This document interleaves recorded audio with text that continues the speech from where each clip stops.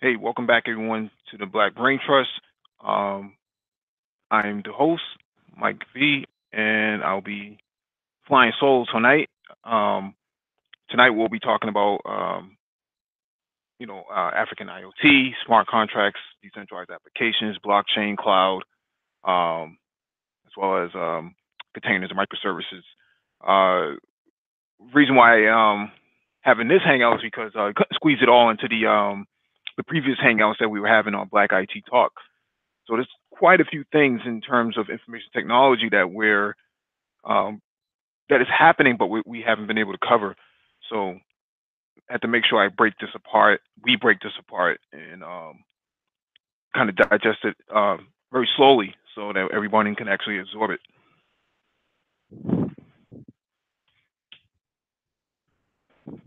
And if you want to follow along, the docket is in the description beneath the video. Please hit the like button as you come in,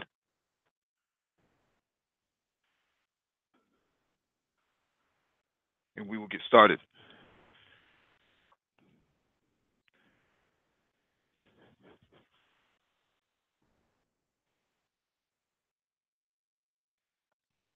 So what's been happening in the IT community, in the IT industry, the last few years, probably about maybe 5 or 6 years, is this new thing called IoT, which is Internet of Things. And what is Internet of Things? Going to the first question in the docket. So Internet of Things is a term used for devices that have network connectivity and have their own agenda, right? So you have refrigerators now that are smart by Samsung and LG and some of these other brands. Um, they have a touchscreen on the outside, and basically, this refrigerator has some form of intelligence. They're smart. They have the capability of knowing what's inside your fridge, what the temperature is, some of the items that are in your fridge that have some form of um, barcode or tag to it. It could actually connect over the internet to your local grocer or selected grocer, and it could actually order items that it considers to be low because it's reading the barcode sensor on or the RFID tag on whatever produce or whatever it is that you have in your fridge, whether it's beverage or solid, and it could actually order you things so that it can be delivered to you. That's the functionality of IoT in a nutshell. The ability to act autonomously and connect and have connectivity. Uh, you have other things such as your smartwatches, whether it's an Apple Watch or a Fitbit or something to that effect. It has wireless connectivity, connects to a Wi-Fi network, uploads data, um, such as your heart rate, such as how many steps you've taken, how many flights you've traveled, how many miles you've traveled, um, so on and so forth about your body, and it can actually utilize that data to a third party, and that third party can do other data analytics with it. The you know what's another example? You even have cars that have wireless connectivity, such as a Tesla. A Tesla, for example, can calculate how many miles um, it's been driven, how many times it stopped at a red light, based on the mapping system, based on the telemetry of the car, inside the car. It can broadcast this, it can collect all this data, generate all this data, collect all this data, send it all out over the internet and back to Tesla. Tesla can give it to other third parties if they so needed to, for other purposes. Um, so these cars are actually smart. It can tell, you know, how frequent you are driving to work and when you should leave for work, whether or not it should um, blow cold air or hot air, depending on the environment itself, because it collected all this weather information. So the ability to have all of this data gathering as a device connected to a network makes it. Hey, what's going on, young Grizzly? Hey, what's up, brothers? It's just me and you tonight, brother. Oh, okay. All right. Sorry Yeah. I'm late. I'm sorry. Yeah. So the ability to have a device connect to the network over the internet, and do smart functions is what creates IoT or IoE, which is Internet of Everything as well. You have anything you want to add, young Grizzly? Have we started on the first one on the docket, or we moved to the We're second one? still we're on the first one. Okay. I guess I'll just talk a little bit about like how I feel about IoT a little bit, Hmm. real quick. Um, IoT basically to me is like your toaster becomes smart, kind of like smart everything. Right now, you're seeing the beginnings of IoT hitting the mainstream with smart power plugs and Z waves and light switches and things like, or via being controlled via Z waves and light that'll control light switches and such. But then you'll see like everything being smart. So essentially, you won't need a maid or your child in a sense to go and get you something. It can almost be delivered to you or sent to you as technology advances, and uh, it's more automation, and it could make humans a little bit lazier, of course, as well. I kind of went all over the place with that one, but IoT just opens up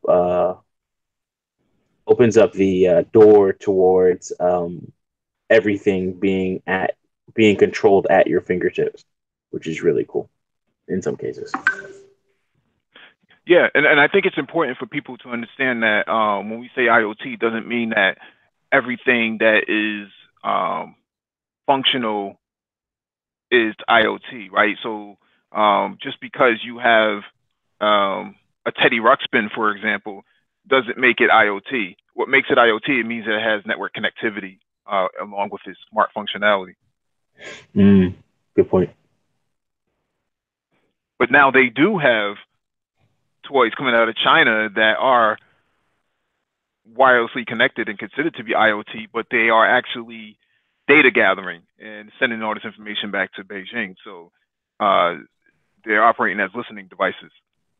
So you do have those sort of toys on the market, those sort of items on the market that can be considered malicious. Yeah, another thing, especially with IoT, and you really just mentioned it and touched on it really, is that it is data driven. So it's just more and more sensors in a sense that are out there that's collecting more and more information about your daily habits and anything else that's going on. Hmm. Hmm. Cool. Um, so the second question is, where is IoT used? So where IoT is used is in a variety of areas, a variety of industries, right? So we have industrialization, um, energy grids, utility grids, um, cars, homes, smart homes, just about anywhere that has any sort of human interaction is going to have some form of IoT involved as well. So when we think about nuclear power plants that were built 30 years ago, that sort of network infrastructure that they used back then um, is pretty much would be considered a dinosaur today. But how do you bring those devices, bring that environment online? You would need some form of IoT device coupled into those analog devices inside those industries. Uh, Something like a nuclear power plant. So with that being said, this IoT now has taken an environment that has largely been not connected to the outside world, um, is now connected to the outside world, and it opens it up to more possibilities. So now we can monitor um, silos and nuclear power rods and all types of moving parts inside that environment that was never monitored before, which allows a foreman or a site operator that's managing the site, they can actually determine, okay, well, um, such and such rod needs to be changed because it's not moving fast enough, or I need to add additional staff to actually triage some of these incidents. That happens in a lot of nuclear power plants. We saw this happening in Iran a few years ago when there was a cyber attack on their infrastructure. The only reason they caught it is because somebody was actually physically watching it. But what happens in the middle of the night when your infrastructure needs some assistance and they can't speak? What an IoT device would actually do is it will give it some form of assistance, personal assistance. Gristle, you have anything you want to add? Um, I do want to add to the scariness of IoT and what you're seeing now, and kind of the paranoia to it is once you start bringing these things online, then that means they're susceptible to a hack of some sort, or third party control or unwanted control. For instance, your cars being enabled with 4G type connectivity, if their systems are not firewalled or separated, totally disconnected from the actual systems that go towards driving the car or the vehicle, then that could be somewhere that somebody can actually hack into your vehicle, or hack into even your home and cause other problems and disruptions. And then people can start taking over things. And that's kind of the paranoia. And that's actually going to become a real threat or a real problem that we're all going to be facing. But then, of course, it opens up the possibility that now you can start, back in the day, did I leave the iron on? Well, let me check, like look into the app, your home app, and then see if your iron is on or not, or start setting things up before you get home. It'll be more than your simple dash buttons from Amazon. It'll be more smarter devices. Your refrigerator being smarter is just a beginning. Your dishwasher being smarter, just a beginning. So you're seeing IoT devices that are already there, maybe not as sophisticated as what we've seen in the movies, of course, but it does have to start somewhere. And, that revolution, in a sense, or that trend has already begun. Yeah, that's a very good point. You have certain companies now like Black and Decker, Stanley Black and Decker, who have these new power drills and power saws and other carpentry devices, tools being turned into IoT devices. So now they have Bluetooth, they have Wi-Fi, they have even a WiMAX connection to it. And what Mm. happens here is, if you are building new infrastructure and you have thousands of devices in the field, how do you manage it, right? So now they become assets to a potential contractor, and that contractor may have some rogue insider threats that decide that, well, I'm going to take this device because I'm upset today, and I'm going to walk off the site and I'm going to sell it on Craigslist or eBay. What would happen here with an IoT based drill or saw is that the ability to manage all of these sort of devices, keep track of them, actually can be assigned to a certain individual. And Mm. that individual gets off at 4 o'clock, and that individual decides that they were going to keep working until 5 because they want to collect some form of OT, time and a half or something to that effect. That device will stop working because it's centrally managed. Yeah, it's kind of like the smart door systems that you have nowadays, where you can actually, where you have your key fob system, and then you can only have access, to certain rooms at certain times. Um, Another big thing in terms of IoT. Oh man, I kind of forgot what I was going to say. Um, It's down, young person. yeah, I know. You've been saying that for a while to everybody else. But well, one of the things with IoT is that once you open up this Pandora's box, it's just going to get bigger and bigger, and more people are going to becoming online with it. And there will be some parts where there'll be some growing pains, but you will see the benefits of it in the long run. And then, of course, this is going to be big in terms of off-world space exploration. That's where I see this going. And then with IoT, now you have even more compute power in some cases. So that's another thing. Mm-hmm. Yeah, I agree with that.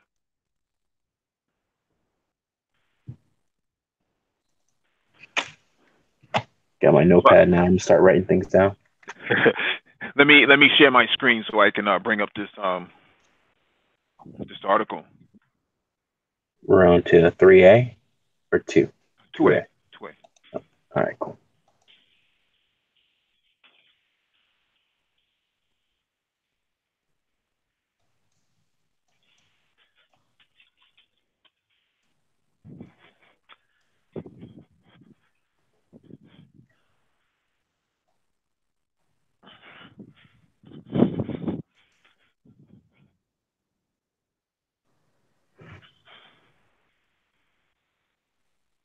Oh, while you're bringing that up, one thing that I've seen, especially with IoT in terms of security, is the fact that when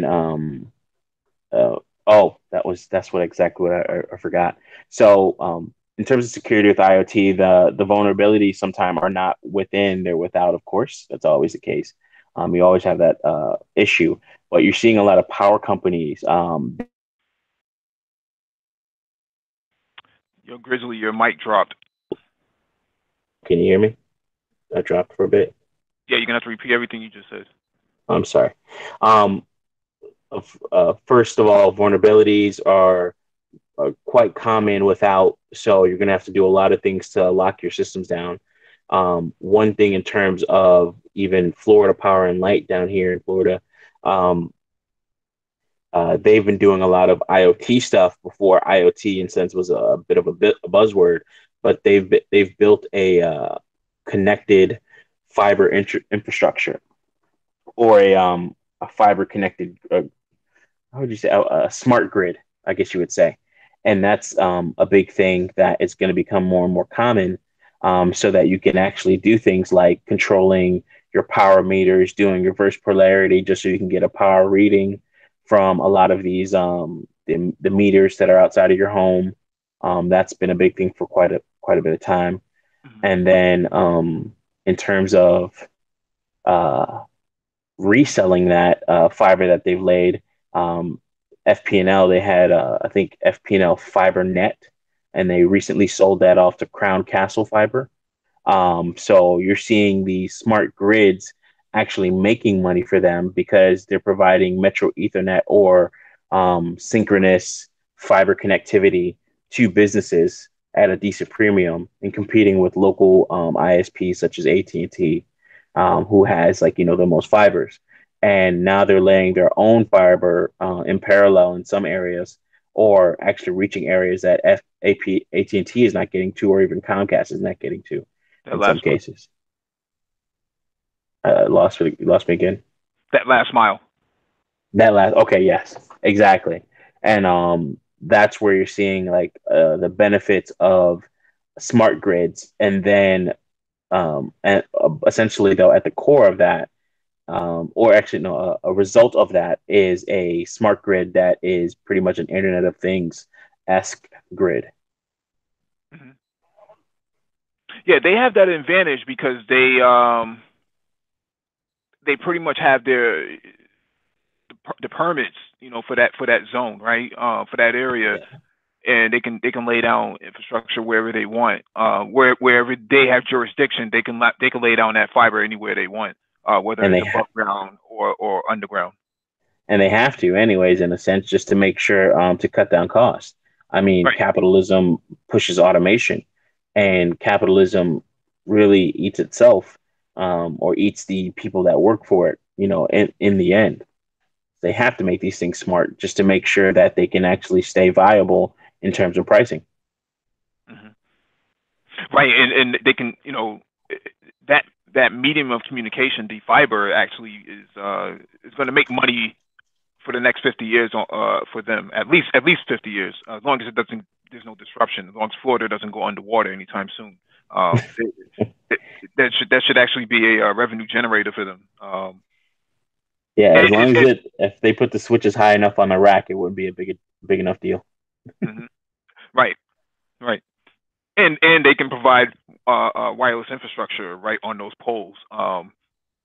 Although Hmm. it can be um, it can be tailored to do certain things. It's nonetheless the infrastructure has already been laid on the ground, so putting up wireless infrastructure wouldn't be a big deal for FPL. So Right. Ronald was asking, interesting, FP&L providing internet. I responded, they have been for years. Again, I didn't know until I started working for an ISP, but essentially, if you're driving down any major highway or you see some railroad crossings or you're on a actual train for your commute, if you start seeing these white pylons in Florida, especially like this, you see these white pylons with an orange cap. That's denoting that there's a fiber in the ground, and then that's how they use it to trace their actual fiber lines. So you're seeing these things every day. You see them on the side of the road, so on and so forth. I've seen them on the side of like regular streets, where they're not really protected. They're not on a pole or the lowest rung on a pole. mhm, And with that, it's like, okay, hey, there's fiber running underneath this. So these things are connected. And again, fiber is not really it's not really affected so much by water. Only the end devices are, and that's where the Florida being underwater is a problem. yeah, All yeah. right, so Let me pull up this article real quick. mhm.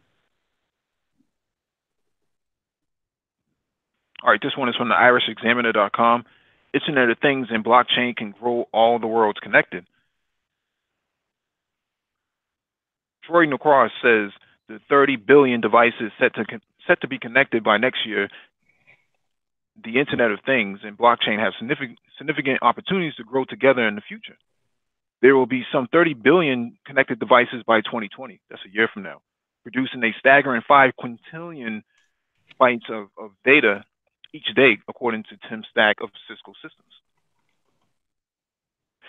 So, what are these billions of connected devices? Think about all of the smart home devices like thermostats, lighting controls, sensors built into your cars, and even the simple Bluetooth devices monitoring temperature, humidity, and motion on containers. Today's solutions for managing this, I think that has a grammatical error there. Growing glut of data from an ever-growing number of devices is to pull the information into one or more large central locations. Google takes in all of the data from Nest and Google Home. Amazon pulls in data from Amazon Alexa and all things connected to the Alexa-based smart home. Dozens of other small companies are collecting their own large data lakes of information, which they desperately trying to figure out how to monetize. But these are centralized third parties who may not have business interests aligned with those of us who have all of these sensors in our lives. What is needed is decentralized system for storing, managing, monetizing the data across multiple stakeholders. Blockchain is such a solution. So now we're talking about where it's used, right? So that's the second question. Where is IoT used? And it's going to be used just about everywhere. They're saying 30 billion devices according to the article by 2020, which is next year. And what? Who just joined? Ulysses, Oh, What's going on, you guys? it was one of complex. good brother. Chilling. Yes. So you're going to need something like blockchain to actually secure it. So that's where one area comes in. So let me move on to the next question. Who uses IoT? Can I add something to that? Yes, sir.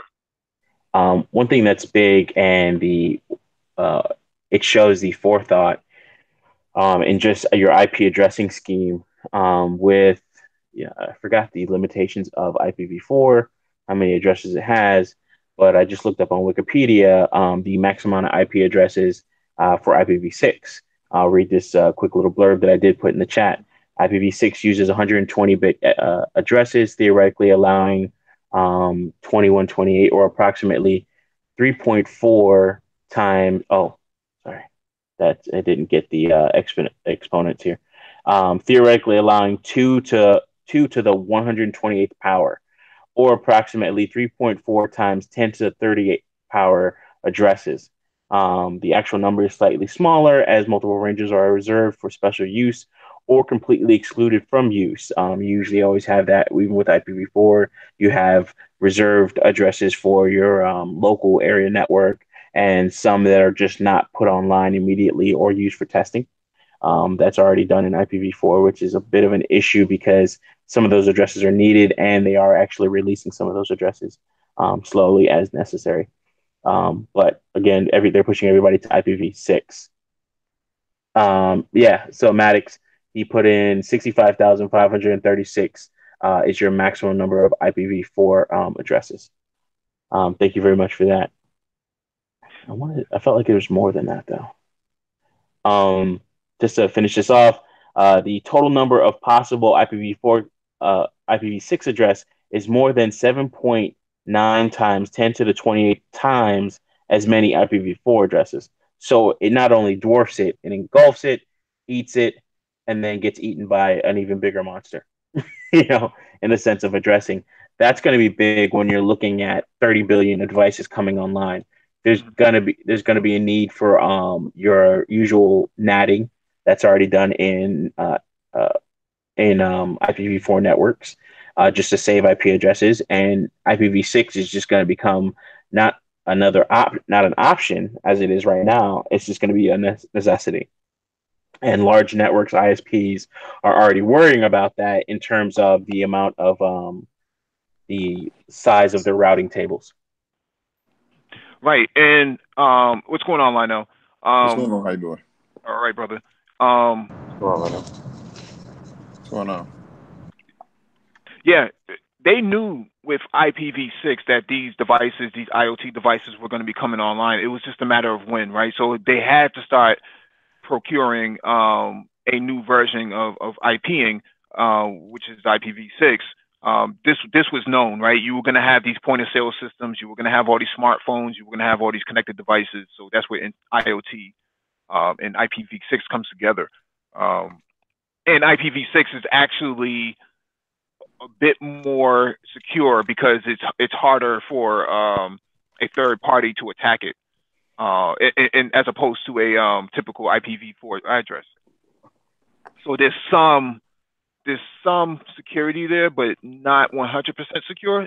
Security needs to come from policy driven. It needs to be policy driven. So that's where that comes in. Yeah, Maddox put forth, or Maddox 12 put forth that is 4.2 billion IPv4 addresses for the planet right now. So when you're looking at 4.2 billion, that's like looking down the barrel of a gun that's going to shoot you in the face. You better get ready. And IPv6 is them getting ready. Mm-hmm.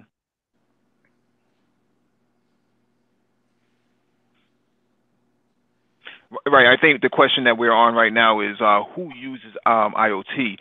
Just about anybody who has a necessity to connect to the outside world is actually going to be using IoT. Whether it's a senior citizen with a pacemaker that has a Wi-Fi connected to it, that talks to their medical provider to provide statistics and analysis. There's a justification for a use of who would be using it, and then who else would be using it. Your again, we talked about earlier your contractor, your contractor, construction contractor that has drills, table saws, and so on and so forth. Those devices will be used within as an IoT. And this reduces theft. This reduces all types of asset management headaches for that contractor. So that's two use cases. Grizzly, can you provide another one? In terms of using IPv6? No, we're on question 3. Who uses IoT? Oh, who uses IoT? Oh, well, yeah, that's going to be fairly easy. You're going to see that a lot with even data centers, like the data center that I work for, actually just for in terms of getting your sensors connected for temperature collection, even noise collection, probably even smart floors. In a sense, one thing that I did see the other day, smart furniture devices. Hold on, probably gonna get a phone call here. Sorry, I'll come back. All right, Lionel, do you have anything you want to add to that? Who uses Yeah, IoT? I would say autonomous vehicles. Mm-hmm. Mm-hmm. Autonomous vehicles, when they come to us, for an example, when they come to a stoplight and you have multiple autonomous vehicles that's going to be approaching the intersection, they can speak to each other and negotiate who's going to go first, second, third, or how many other intersections uh, there is. Cross streets at the intersection. They can negotiate with each other. Mm-hmm. Um, Complex, can you jump in? yeah, absolutely. Actually, rideshare services use it. Mm-hmm. We use it. We use it right now. I'm gonna be because I'm just coming off my work schedule or my work day here. I'm gonna be running to a grocery store for just a second. But what I want to do is actually live demo some IoT. I want to demo some rideshare tech. That basically runs on an IoT infrastructure. Mm-hmm. But to answer the question, all your rideshare services do it. Uber, Uber's IoT, Lyft is IoT. All of that stuff, like you said, that connects a contractor to a central server point, right? So there's things going on in the real world, and then off on the in the ethers, right, in the internet realm, there's a large data infrastructure that's managing activity that's going on in the real world in real time. So yeah, when I get back, yeah, I'll grab my laptop and throw the camera on, and we can live demo it if you guys don't mind. Yeah, absolutely. We can table that for the open mic. For the open mic, okay, cool. All right. Hey, C Boogie Productions, what's going on, brother? Go ahead. Yo. What's going on? As far as the IoT, just to finish up, I apologize. I'm actually at work. As far as the IoT stuff, even the other day, I was seeing that they're building or they have a smart wood, a piece of wood that actually tells time and has lights in it and everything like that. Oh, I saw that. I'm not sure if you guys sent it to me. I always forget some of the things that I see, or it's blurred. But when you see little devices like that, where for a while now you've had the smart mirrors, which were a big trend because you would use a Raspberry Pi to actually drive all the data. And in those smart mirrors, you would either touch them or go in front of them. They would have some type of light sensor on it. So IoT really became I guess more tangible or oh my god, this is a reality. Especially when you saw like the credit card size Raspberry Pi come into play, and you have this small little computer that has the ability to have a full operating system on it or an operating system on it that has things like PHP web servers, so on and so forth, that you as a user can customize and do whatever and kind of stick anywhere. That's a big thing of IoT. And then these devices are getting smaller. You're getting things that are just smarter. Imagine if you take one of these wooden planks and you can actually start sensing your health while you're walking. You could start sensing a limp, and that could have some medical uses to it because they'll have some pressure sensors. That's not that far off, in a sense, or that's not that much of a stretch of the imagination when you see that we've already had a lot of these sensors in our roadways that actually have sensors where if you rolled over them, then that changes, the timing of intersection lights. And that's it. All right. Let me jump to the next question. So the next question on the docket is actually not a question, but it's an article. So let me blow this up, share my screen.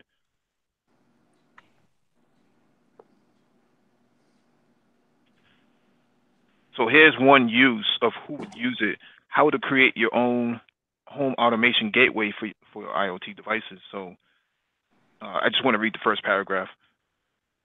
The Internet of Things and home automation devices are no longer the domain of early adopters, and a plethora of easy-to-use commercial options now saturate the market. But the privacy and security conscious among you should probably be concerned about what you're sacrificing to gain the convenience. A lot of those IoT devices don't just communicate to your local network, they talk to the outside world via the internet. Luckily, Albert has a handy guide that will help you circumvent that issue. You may not realize it, but many IoT devices require an internet connection so they can communicate with cloud servers. We're not just talking about security cameras that are designed specifically so you can check them when you're away from home. This also applies to simple smart plug sensors and all kinds of home automation gadgets that don't have any good reason to connect to the outside world. Albert's guide will walk you through the setting up of one home automation gateway so you can control the access given to each individual device. All you'll need is a $20 gl.inet mini travel router, which is a small hackable Wi-Fi router. With Albert's custom firmware, the router will act as an intermediary between your IoT devices and your home network, and therefore the internet. So what they're talking about here is basically creating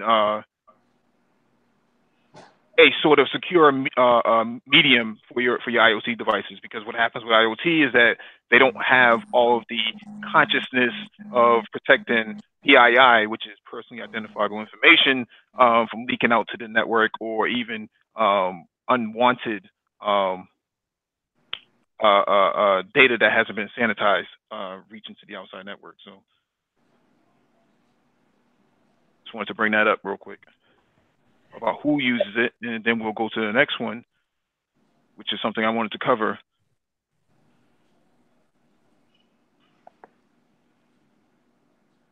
And this one is AFRICOM's IoT World Africa. So this is an event like, yes, Christian, it's like a proxy. This is a event that happens, that has been happening on the continent for quite some time. It's partnering to deliver IoT in Africa, validate the business case, deploy scalable solutions, capture the African IoT opportunity. Big things are happening on the continent. You better be aware of this. Let me further read down.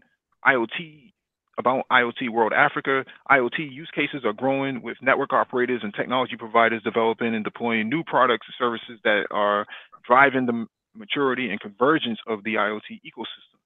But to fully achieve the transformative social, economic, and business impact the Internet of Things promises to deliver, strong partnerships and visionary leadership are crucial.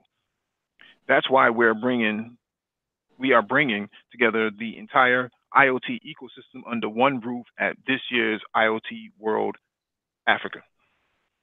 From early adopting enterprises and inspirational governmental bodies, through to the most innovative operators and platform providers. Only together can the African IoT opportunity be unlocked. Make sure you join us this year at this year's event and become part of the conversation. So you see Uber's over there, many CIOs and chief engineers, Scania, who's you know, they're really big in the truck industry, shipping industry. Just going over a couple of the the agenda. You know, Mike. I'm sorry if it's a little loud. I'm in my truck right now, but you know, I wanted to kind of. It's funny that you mentioned Uber and then Scania, the trucking company. I was just about to ask, like, if there were a lot of large companies that were part of this consortium, because the whole IoT sector is what will allow for companies that are U.S. based to manage logistics in a place like Africa from the U.S. So it largely bridges the gap, the technological gap on deploying, actual devices, vehicles, all types of stuff in different areas, and then being able to like geo-track it, manage it, manage being able to track all of the vital operating elements of whatever type of device or vehicle is out in the field, and you could do it literally from here and deploy it there. So it's funny when you mention Uber and all of these other companies that took an interest in that conference there. Yeah. Let me read over this agenda real quick. So day one is a transformative impact of IoT on African business and society, making a business case for IoT, why and how IoT will bridge the digital divide in Africa, IoT's transformative impact on the smart city. So Africa's moving in that Wakanda sort of direction. Exactly. Building a bespoke IoT partnership model, exploring IoT's potentials, and defining your business IoT proposition. Will the African IoT ecosystem evolve differently to other markets? Will Africa's specific business models emerge? IoT's impact on the future of work. So day two is developing and deploying IoT technologies across the network in the enterprise. IoT network developments, choosing connectivity standards that fit the business needs, implementing and optimizing IoT platforms, re-engineering IT and data architectures to accelerate IoT, how operators adapting to fuel the future of African IoT, IoT security, standardization and open innovation, data management. And then day three is industry specific IoT transformation stories, regulatory leadership challenges and triumphs, IoT's impact on the mining industry, IoT and the consumer, smart transportation, reimagining the commute with the IoT, IoT and agribusiness, so agricultural business, sustainable cities, how to achieve a truly smart city in Africa. Again, they're talking about this whole time of this new Wakanda they're trying to build over there. IoT and utilities, IoT and the financial services. Let me go back up to the top. And when does this take place? The conference takes place the 12th to the 14th of November 2019 in South Africa. If you don't have a ticket, you should actually book one now. This is going to be big. Which is how is that the one you're planning on going to? No, there was another one in Rwanda that I wanted to go to in a few weeks, but I can't go. So you're gonna have Vodafone, you're gonna have NEC, Huawei is gonna be there, the infamous Huawei, Ericsson, Mobile, just Hitachi, Red Hat, just a whole lot of big names that are trying to create this new sort of environment on IoT. So that's why we had this hangout tonight. Right. One thing I wanted to mention about that Hackster.io with the that gateway or proxy device. One note that I have written down is think about IoT in your garden and someone hacking into your grow systems and ruining your food source during winter. So that's kind of what you're facing is with IoT, with everything being connected.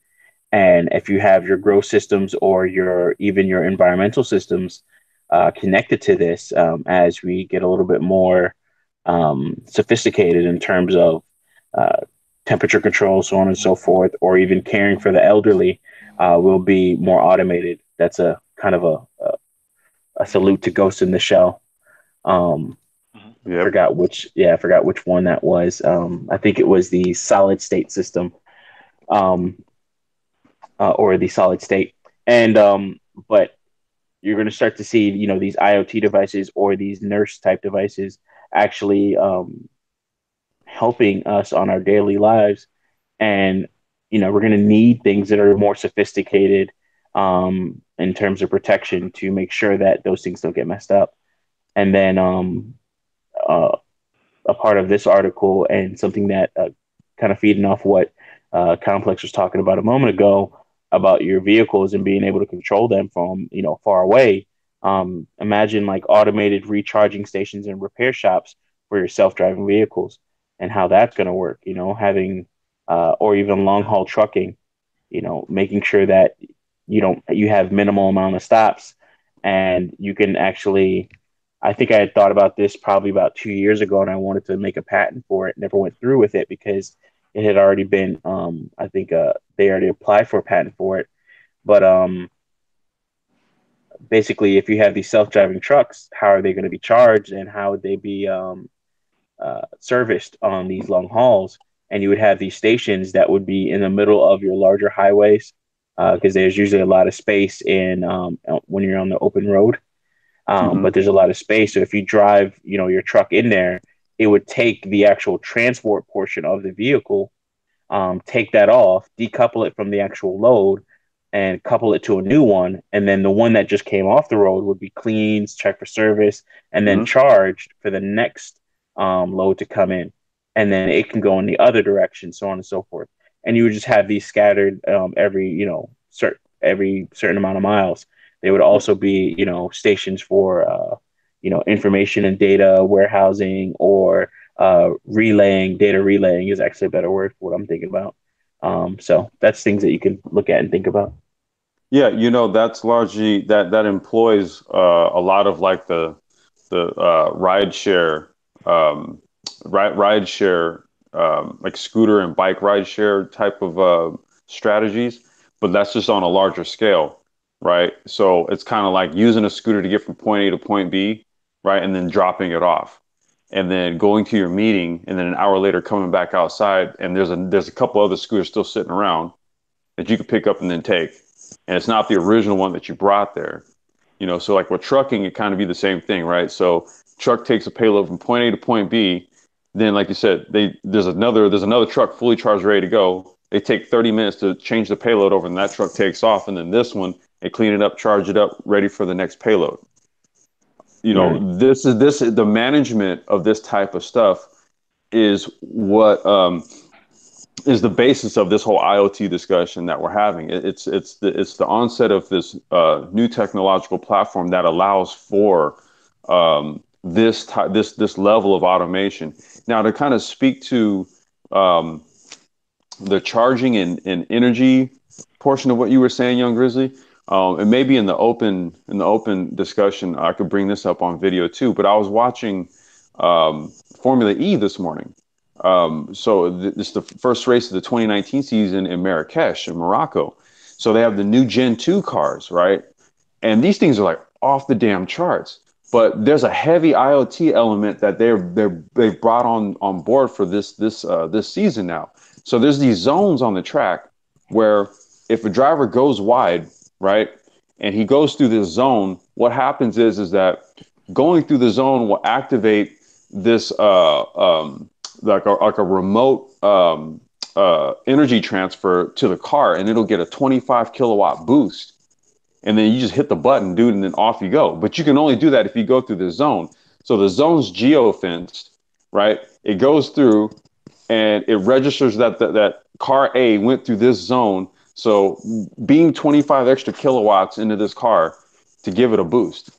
So you're even seeing this, you're seeing it in racing applications right now, right? This is With the electric motors that they have in these vehicles yeah, now. yeah, yeah, Oh, I see. I see. yeah.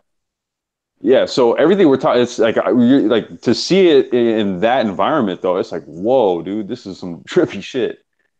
But yeah, just to kind of speak to what you were just saying, man, that would kind of work off of a similar model as like the scooter and bike share stuff. Mm. Mike B. Yeah, let me get to this next article real quick on the docket. So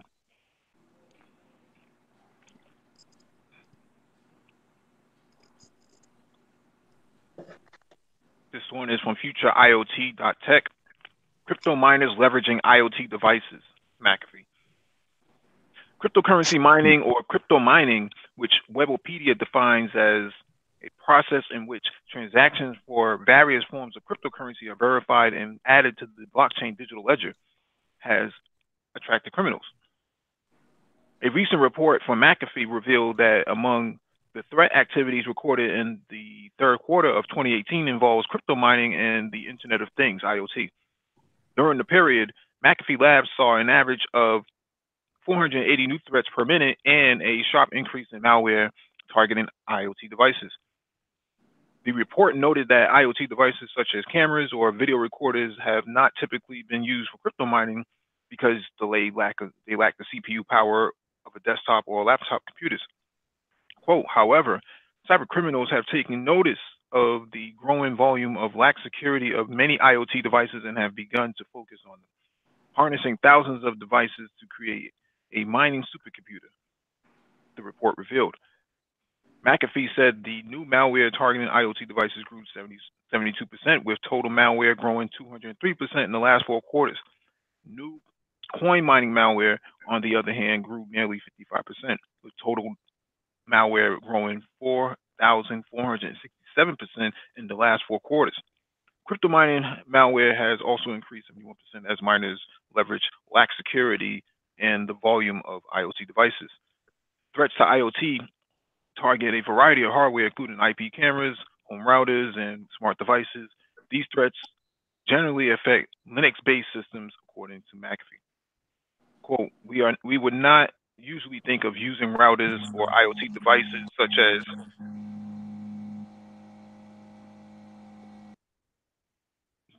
quote, we would not usually think of using routers or IoT devices such as IP cameras or video recorders as crypto miners because their CPU is not as powerful as those in the desktop or laptop computers. However, due to the lack of proper security controls, cyber criminals can benefit from volume over CPU speed. If they can control thousands of devices that mine for a long time, they can still make money. Report. Basically, I just wanted to bring this up because the exploitation of IoT is actually a real thing, and that's because IoT manufacturers are just throwing out devices on into the consumer shelves without any sort of quality assurance in terms of proactive security. What should happen from from my perspective as a technologist is that you should not be able to ship a device into this country, no matter where it's manufactured, unless it passes QA, QE specs or compliance. Mm-hmm. So the same way you can't just, if you buy a toaster, it has something on the side of it that says UL or some other notion that basically says it passed inspection that this device, if plugged in, will not burn your house down. The same thing needs to be applied to IoT devices that says basically if this device is plugged in, mm-hmm. it has passed necessary compliance of like 1.0, 2.0, 3.0, something to that effect that has some kind of safety regulation for security reasons, because if it's compromised and it's no longer usable to you and it's actually been exploited. So, right. I know you have anything you want to add to this?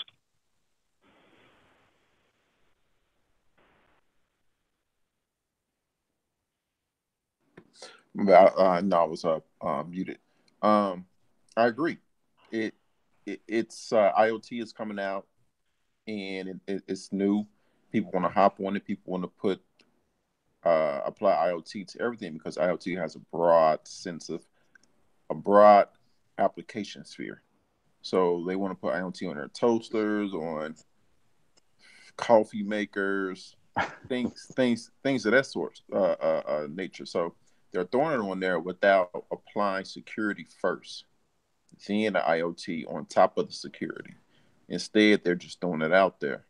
So people's appliances are it's not fun. Well, actually, it is funny. Are going to be it's going to be hacked. Oh, I was just going to say, Lionel, like, wouldn't that be kind of like a easy way in, right? Like to hack somebody's stuff through like a toaster. Like, because how benign, how benign is it, right? It's a toaster, right? Yeah. But so no one's really thinking about security measures for a toaster that's hooked up to an app on your phone. But in all actuality, when you think about it, that's like an easy way in. You have a point. I will have to refer to Mike on that one. I missed it. Sorry, I was muted. Mm. I was just following up on what Lionel was saying when he was talking about how how we're talking about like mundane devices that are all connected. So the sheer amount of things that are connected to the net, um, you know, Like let's toaster, say for coffee yeah, maker. like you have a toaster or a coffee maker, no one's really going to be thinking about like high-end security measures for something like a toaster or a coffee measure. But then at the same token, on the flip, that's going to be the one thing that a hacker's probably going to look at, like an easy way to get into, your internet infrastructure is to go through something like a device, like something benign, like a toaster or a coffee maker that you have connected to an app on your phone or something. Well, what they found in security research is that a lot of these IoT devices, whether it's a refrigerator or a washing machine or something like that, a lot of them come with two types of passwords: 1, 2, 3, 4, 5, 6, 7, 8, 9, and the other one is this password. So with new regulation in Europe, and I think even in America now, I think one state, I think we might have covered it on one of these hangouts. One state, or I should say, the standard that they want to pass is that you cannot ship a device, whether it's IoT or anything else, especially IoT, with the password being password or something as legible as 1, 2, 3, 4, 5, 6, 7, 8, 9. Right? You can't ship it like that. You have to ship it in something complex. So if you look at a lot of your Verizon or Comcast routers that they ship to you, and you look at the bottom of the router itself, there's a label on there that has the admin and password on it, and I think now those passwords are actually very complex now. They even have a QR code where you can get the password by using your smartphone. So I was going to say, yeah, everything seems to be going the QR route now. Mm-hmm. Yeah. Young Grizzly, you have something you want to ask? Two things. In terms of hacking these devices or these low processing devices and using them in some sort of a bot network, of course, isn't new. You've seen this quite a bit, or in terms of using it for even cryptocurrencies, isn't new. You saw quite a few websites where they had like a JavaScript miner, so it would load the JavaScript on page load and then actually start a mining process or start a secondary window, like a child window, especially if you allowed pop-ups from that or child browsers from that website, then it would open up, hide itself, and then just continue mining even if you left the site. Second, in terms of these IoT devices holding like quite a bit of information and being susceptible to hacking, this was a big issue with printers.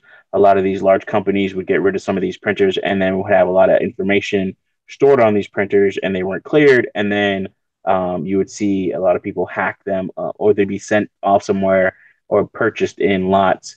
And then all the information that they had stored in their memory, which was not cleared, secure, or securely erased before it was decommissioned. A lot of information would be in there, such as tax documents, account information, so on and so forth. So that was a big Or even deal like for a while. or even like copiers that would scan documents that had PI. Exactly. Yeah. Those things have hard drives in them. Mm-hmm. Especially the larger ones, like your Ricos, Kyoceras, your business multifunctions, the ones that are about like 4 feet tall, or yeah, they're 3, 4 feet tall. They're fairly large, and of course, a lot of them they have to store information even for a temporary period of time, because of spooling and caching that information, so it can actually print out the pages for larger documents. So imagine that, even with IoT. And yeah, you definitely have a problem on your hand that you have to be conscientious of, or conscious of. Well, I used to work in that field, so I can tell you that they've made changes since then. Those hard drives are encrypted now. So whoever owns that device, they usually take ownership of the hard drive itself, and they usually take a sledgehammer and just go up against it and just get rid of it that way. Yeah. Yeah. How Office Space. Well, I do work for certain companies, and sadly, they still don't even do that. But yeah, I mean that's great that they've made that change. But even a company that I did a presentation for actually the other day, and I put it up on my channel about avoiding phishing scams. When they moved offices a couple weeks ago, they didn't tell me they were getting new printers. So I don't even know what happened. And this is a company that deals with a lot of personal information for some of their customers and clientele. mhm. Let me But get to that's another issue. mhm. Let me get to this next article.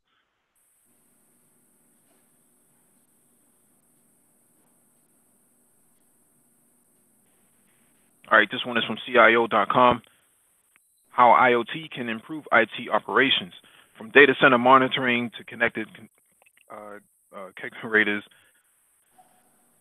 sensors, sensor, sensors. Internet of Things projects are inching their way into IT departments, reaping efficiencies, increasing security, and bringing teams together. Are you kidding me?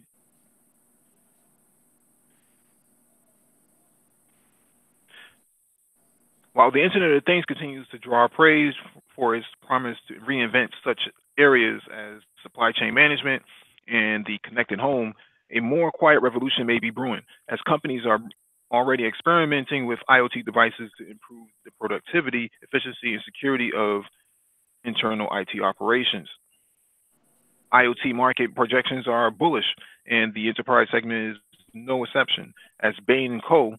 estimates enterprise IoT spending to surpass 520 billion by 2021. We just covered an article earlier that said 30 billion devices will be online by 2020, more than double the 235 billion spent in 2017.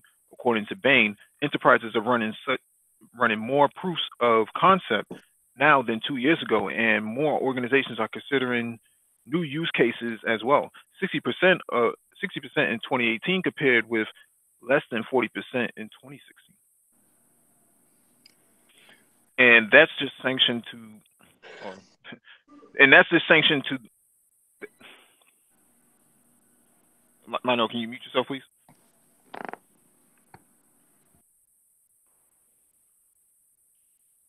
And that's just sanctioned to IoT use. According to Infobox research, a third of all companies have more than 1,000 shadow IoT devices on their network that employees bring in on their own. For example, 47% of companies already have digital assistants in the workplace, such as Amazon Alexa, Google Home, and 46% have smart TVs.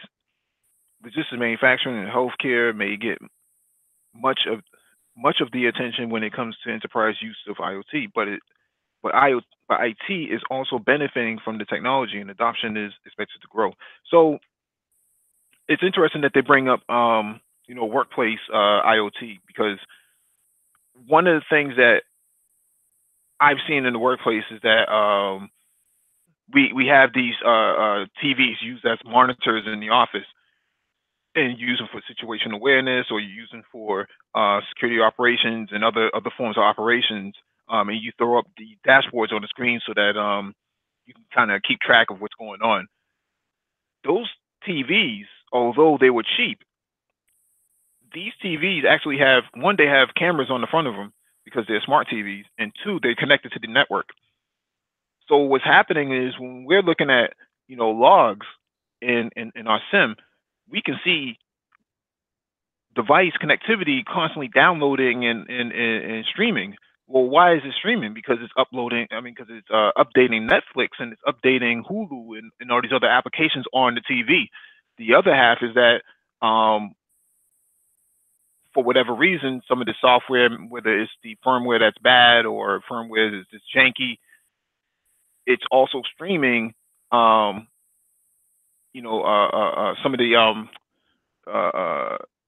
of the activity in the room. So the camera is actually on some of those TVs, and no one knew about it.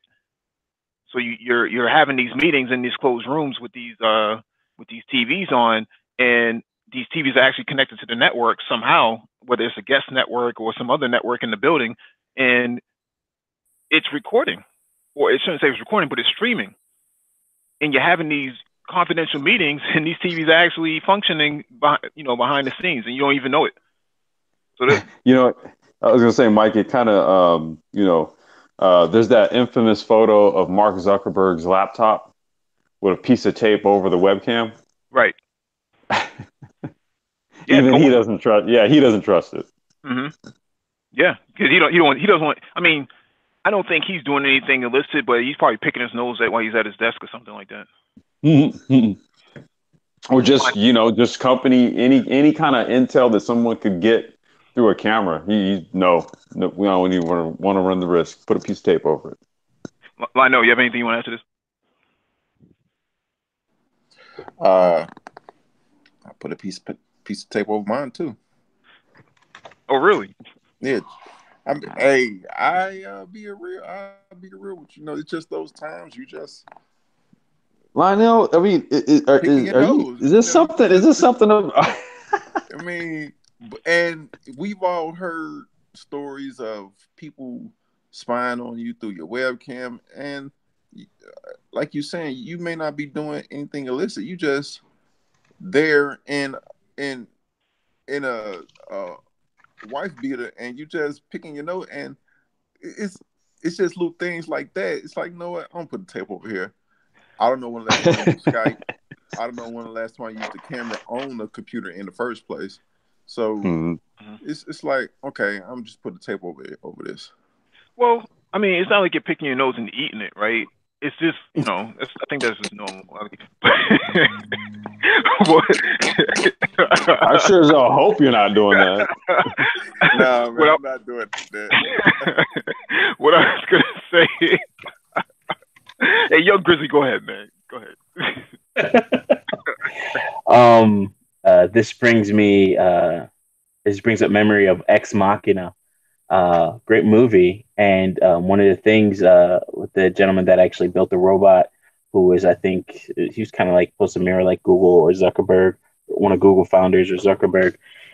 And he talked about the fact that he was doing a lot of facial recognition through his actual search engine and he was hacking into the phones of some of these phone manufacturers.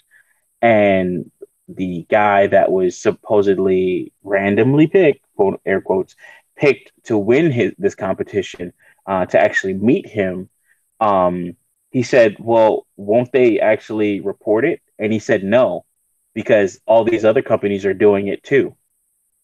And that's and that's kind of one of those things where it's just like, if you're a conspiracy theorist or a paranoid person, you have to look at even your phones nowadays getting Face IDs, fingerprint readers. I use my fingerprint reader. I just got a new phone in November, and the fingerprint reader is such an asset to me. But guess what? Now I have 3 of my fingerprints in the phone. I have it on my iPad Air 2. I have like my thumbprints in there. You couple all these together, it's not just your information, credit card information. Now they actually have physical security information about you, and these are things that you actually have to worry about. And then if things like that start to scare you, it's even worse with some of the stuff that you're actually giving away by doing Face ID and fingerprint biometric scanning or anything else that they have out there to verify, to allow you to securely access your phone. Secure for you, but then where's that information being stored? How is it being stored? Can it be hacked? So on and so forth. And again, that's going to be something that's going to be big in IoT. You're going to need that type of security. But what happens when that security is compromised? Yeah, and that's a good point. Because at one point, I think with the iPhone that had the biometric sensor on the home key, somebody actually took some Scotch tape and was able to absorb the fingerprint off of it, freeze it, and then apply it to the phone again with the same Scotch tape, and was able to get in. Some MacGyver stuff. Yeah, it works. It's been known to work. So that's why they have multiple. When you log into your phone for the first time, they make you use more than one finger. The other one is that with the iPhone X, they found that, just putting up a very clear picture, a high definition picture of that person actually unlocks the phone. So, I heard that too. Yeah, that actually works. Yeah. Wow. Like, and that's like the crazy part, because I even had a customer that I was dealing with, I think it was yesterday, and he had the Face ID on it, and he gave me the code, but like, uh, every time I had to unlock his phone and I had to swipe up, it goes for Face ID first. So that means it's actively taking a picture of you. So every time I would swipe up, I would actually face the phone towards the ceiling so it wouldn't take a picture of me.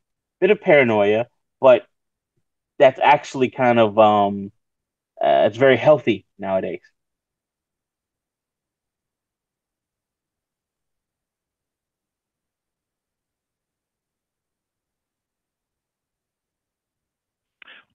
Yeah, I think what's going to happen is that they're going to go to a third step where you just use voice. I think Microsoft has already taken that step. Yeah, I mean, the facial recognition thing was big even with computers, especially with Dell a couple years back, with their all-in-one systems.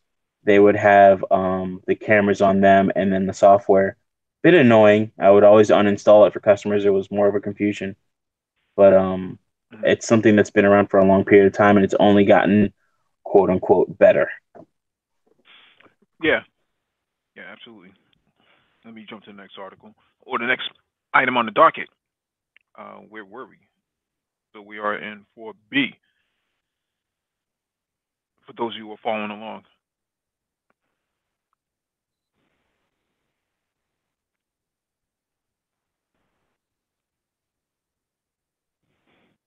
All right, this one is from networkworld.com. 6 IoT predictions for 2019, from security issues to skill shortages. These are the most important Internet of Things to look for in this year. Stupid title. This time of the year, it can seem like the world is swimming in predictions for the new year, and the Internet of Things, IoT, is no exception. In fact, in fast evolving areas like IoT, multitudes of trends and opportunities and challenges are in play, making predictions ridiculously easy. Just about anything can happen and probably will.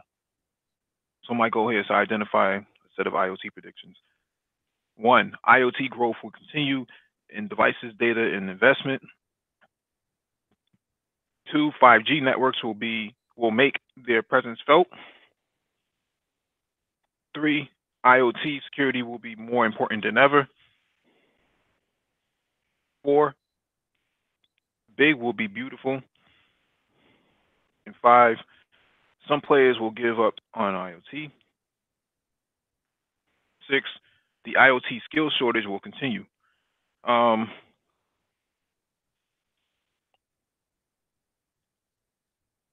What's your thoughts on this, young Grizzly? Most definitely. All these things and more. I sent in an article to the group, and it talked about 5 of the biggest things that Cisco was talking about coming into the new year. Big is beautiful. Of course, that has to deal with big data and how that's working. I'm even on this page right now, and I'm looking at an ad from Honda talking about their new cars that actually have all types of sensors in them. That's just going to be more and more information that's going to be collected. Um, you know, Along with, and I'm taking away from this, I'm moving away from this article a bit, but along with increased Wi-Fi speeds, 5G in the cellular network space, and its speed increase, and then even talking about Wi-Fi 6, which is the new Wi-Fi standard that's coming out, or that's already that's going to be ratified, if not already. And then even things like network virtualization. You're going away from just having multiple in the networking space. You had VLANs, or virtual local area networks. Then you started to have Q and Q, so that's VLANs within VLANs. So that was like on a switch, you would have like say 4096 or 4092 virtual networks that you can actually provision on larger switches. So then it was 4096 times 4096 because you can wrap VLANs within VLANs. Now you're actually having VXLANs, and they're extending that even farther, and you're able to virtualize VLANs within VLANs even further. I mean, it's starting to sound like something out of what was that movie? Uh, uh, the movie about the dreams, and Leonardo DiCaprio was in it. I'm not sure if anybody remembers that one. Oh God, yeah, I know. Oh shit, what's the name of that movie? Yeah. Oh man, was it? Anyways, there were so Inception. many. Inception, right? Was it Inception? Yeah, I think that's the one. Right. So you were, deeper and deeper, and you didn't even know once you woke up, you didn't know if you were waking up in another dream, a dream below it, even further down, or you're waking up in your real life. And this is what's happening. Networks are being virtualized so much that it's getting deeper and deeper. It's becoming even more and more nested. And then that requires more data. That requires more automation and other systems that you actually have to control and things that are coming online. That requires even more uh, manpower in terms of engineering, and in some cases less manpower because it's all going to be controlled by one suite. There's so much that's going on, and these predictions, this is these things that they're saying are almost just obvious. Like it, yes, this is going to happen, and even more. And that's kind of the point I'm making.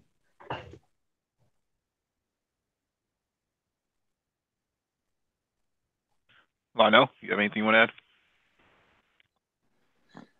to add? One of the points you mentioned was job shortage. Seems like IoT is another upcoming technology field that has a severe job shortage, and per this channel, this is something black men should be looking to get into. Just, I sent an email out. Robo Race, the autonomous driving. It's a global championship for driverless cars.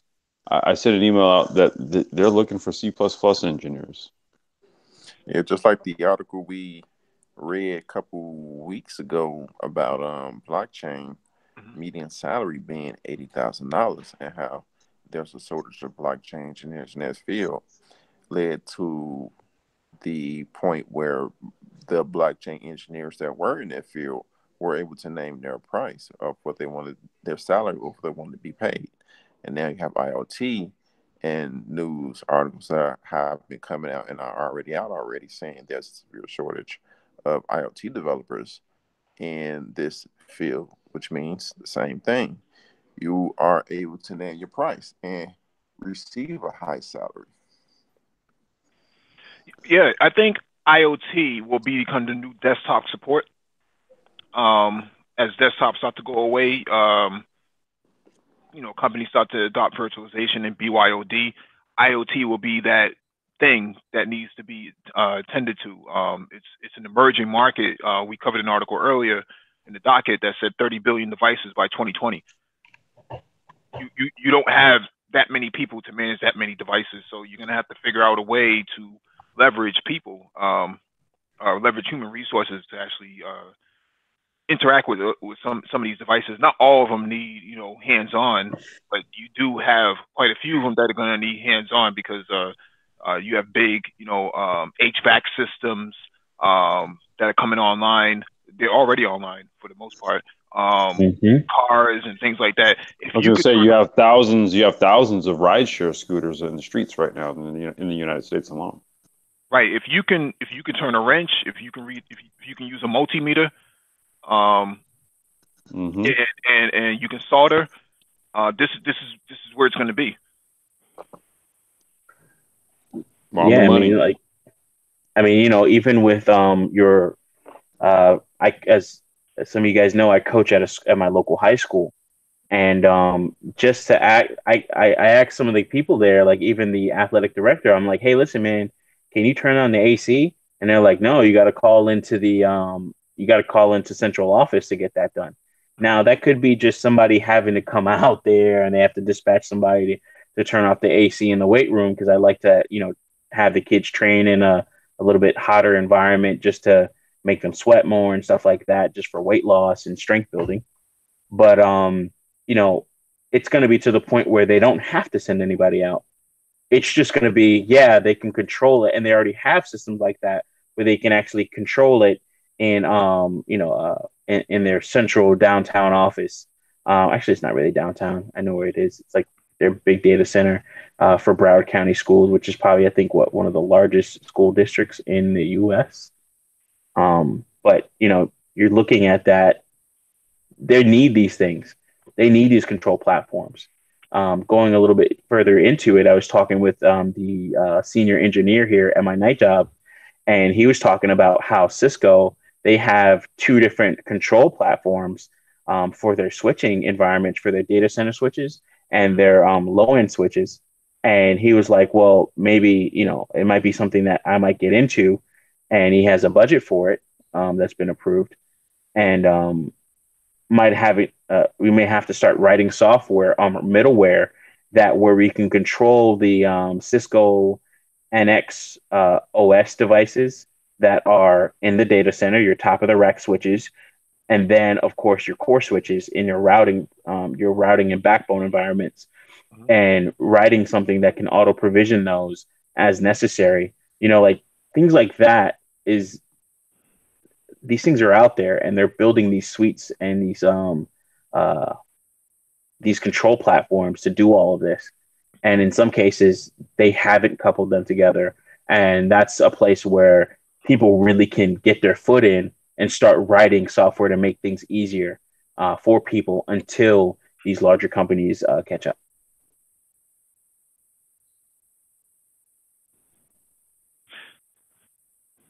All right, let me jump to the next article.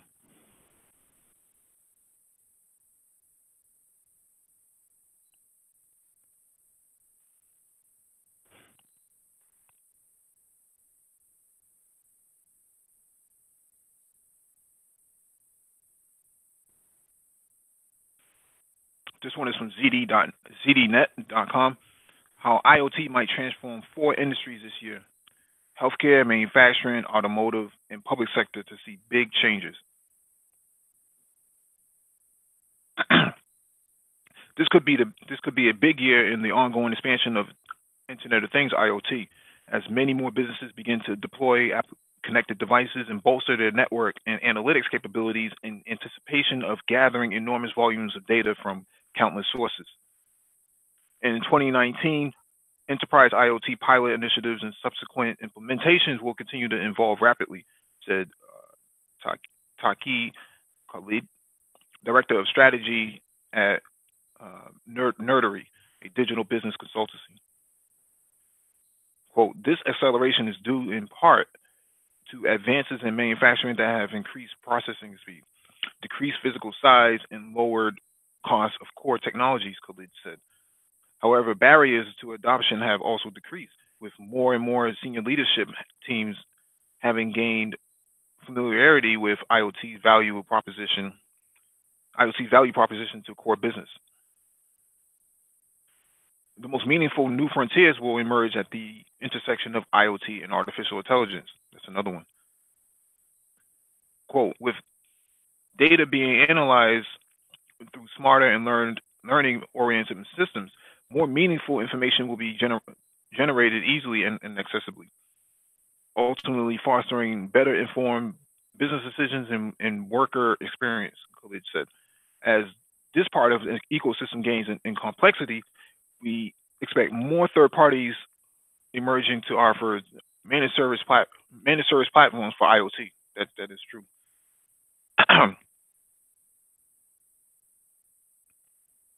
Healthcare will see lots of IoT activity in 2019. Among providers, IoT enablement will be leveraged toward the triple aim of cost, quality, and population health, Khalid said.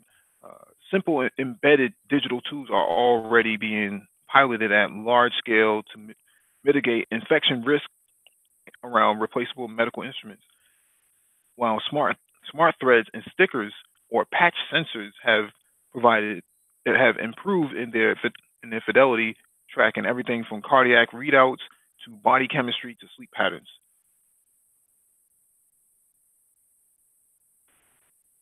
Manufacturing in 2019 will see continued acceleration of trends seen in 2018, clearly predicted.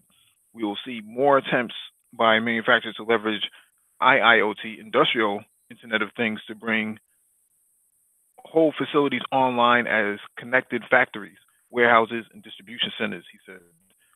What he's referring to is Amazon's warehouses with all those robots running around and all the RFIDs happening in the warehouse. So that's pretty much what he's saying there. Yep.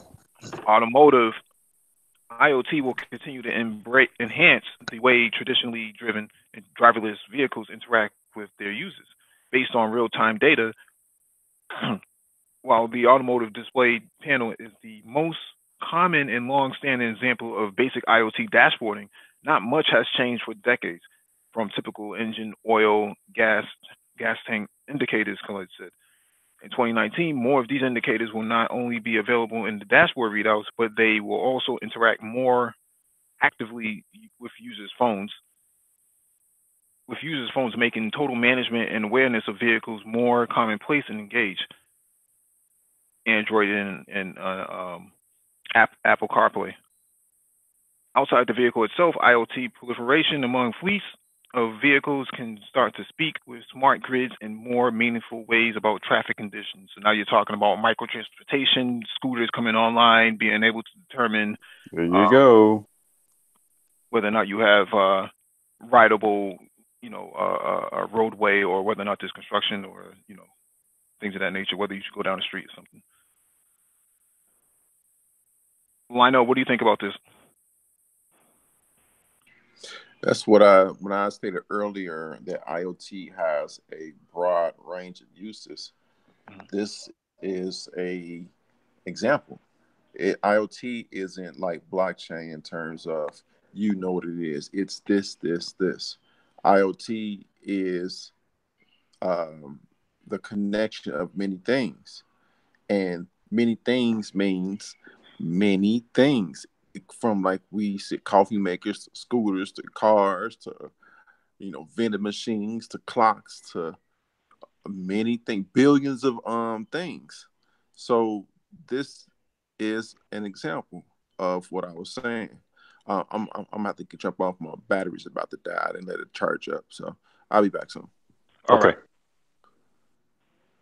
Complex, you have anything you want to add? I don't really have anything to add, because a lot of what we're discussing here, when I do the demo, it'll a lot of what's being talked about here will kind of filter into this, when I can kind of show how the interconnectedness of all of this works. I'll log onto the Hangout on my laptop, so you'll see two of me in there, because I got to use the camera on my phone and then the camera on my laptop also. Young Grizzly.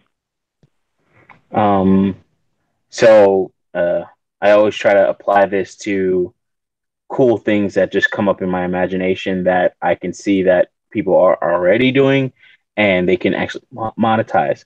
So one thing I wrote down is, think about being able to watch your custom build being assembled in a Tesla, Aston Martin, Ferrari, et cetera, factory, much like your daycare allowing you to watch your baby via webcam from work. So think about having, like, your all these RFIDs, QR codes, so on and so forth, and at each station, as soon as your QR code that's matching your actual build is scanned, then the camera turns on and you could see it as it goes through the assembly line. Having that type of connectivity, or having that type of option, especially when you're getting something like an M4 or anything in the M series, where you can actually go out to Germany, or anything in the AMG series, or some of the more advanced cars in the AMG series, where you can actually go out to Germany and pick it up, even do track days and things like that. But them adding a whole nother option to that you could pay for, that says, hey, watch your build. And you can actually see them do the quality control checks, checking all the gaps that they actually they're lining up right and everything else like that. And that's going to be more and more available with Internet of Things because everything is already being scanned. Everything's being handled by these robotic arms. They know everything that's going on through the actual factory. Then they can start monetizing that and add it as like a bespoke feature, a custom feature. Yeah, So that's what that crazy. I was gonna say, Young Grizzly, they would like so with your order, with your purchase, because again, when I do the Mhm. demo, I'll kind of it'll support all of what we're talking about here. But like, so there's gonna be like the serial number of the car, right, or the VIN that's gonna be Mhm. assigned to you, right? And then along with that, there will be an accompanying QR code, right? That's attached to it. Only you have it. So once you activate your little whatever thing on your app, scan that QR code, boom, it's going to give you access to watch your car getting built. No one else will have access to it because that QR is attached directly to that chassis, that VIN, that serial Mhm. number, and you And have it. And once you, yep, I can see exactly where you're going with it.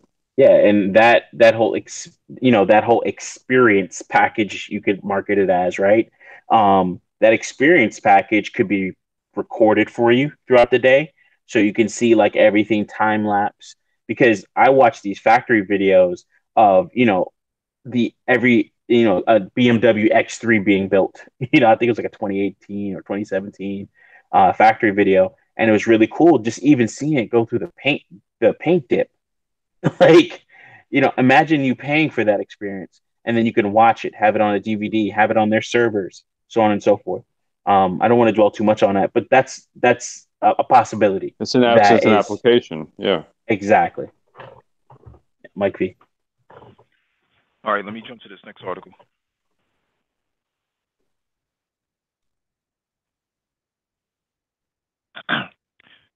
IndustryWeek.com. 4 essential truths for IoT success. No matter how much IoT technology you buy, if you don't make significant attitude changes, you can't realize its full potential. Remember stories about executives in the mid 90s who had their assistants print emails and put them into a neat pile on their desk? They used new tech, but limited its usefulness by forcing it into their existing mindset. There's an important moral to the story regarding the Internet of Things, IoT. No matter how much IoT technology you buy, if you don't make significant attitude changes, you can't realize its full potential. There are 4 attitudes, let's call them essential truths. Make privacy and security your top priority. Share data, don't hoard it. Close the loop. Rethink products and their roles.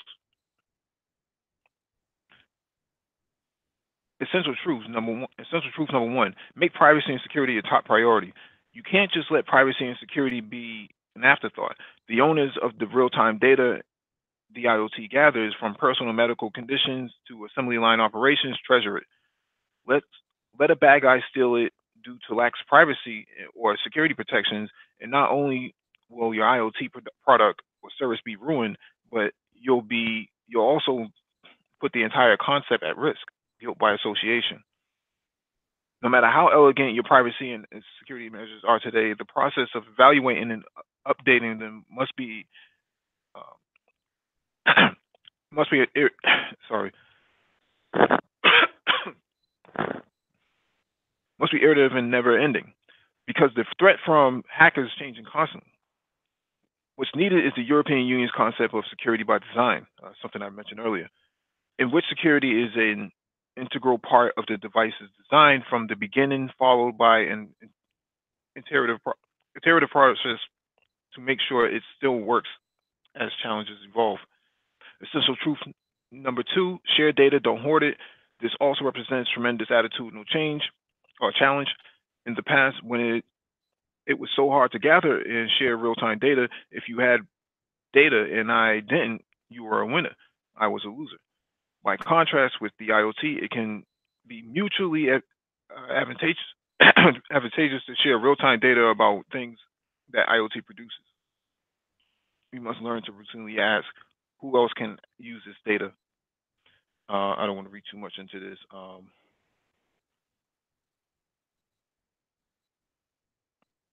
Actually, I'll read this one paragraph because I think that's important. The third essential truth is close the loop. Cyclical data flows help you get fast, accurate feedback on your products, on how your products really work.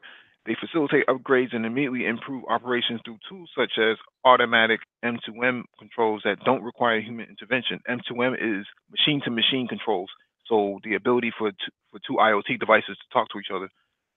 Continuous circular data flow changes how we design things, how we manufacture them, how we service them, and even how we market them. In addition to predictive maintenance, benefits include product design, precision manufacturing, and essential truth number 4: rethink products and their roles. And I think that's about it. What do you guys think about this?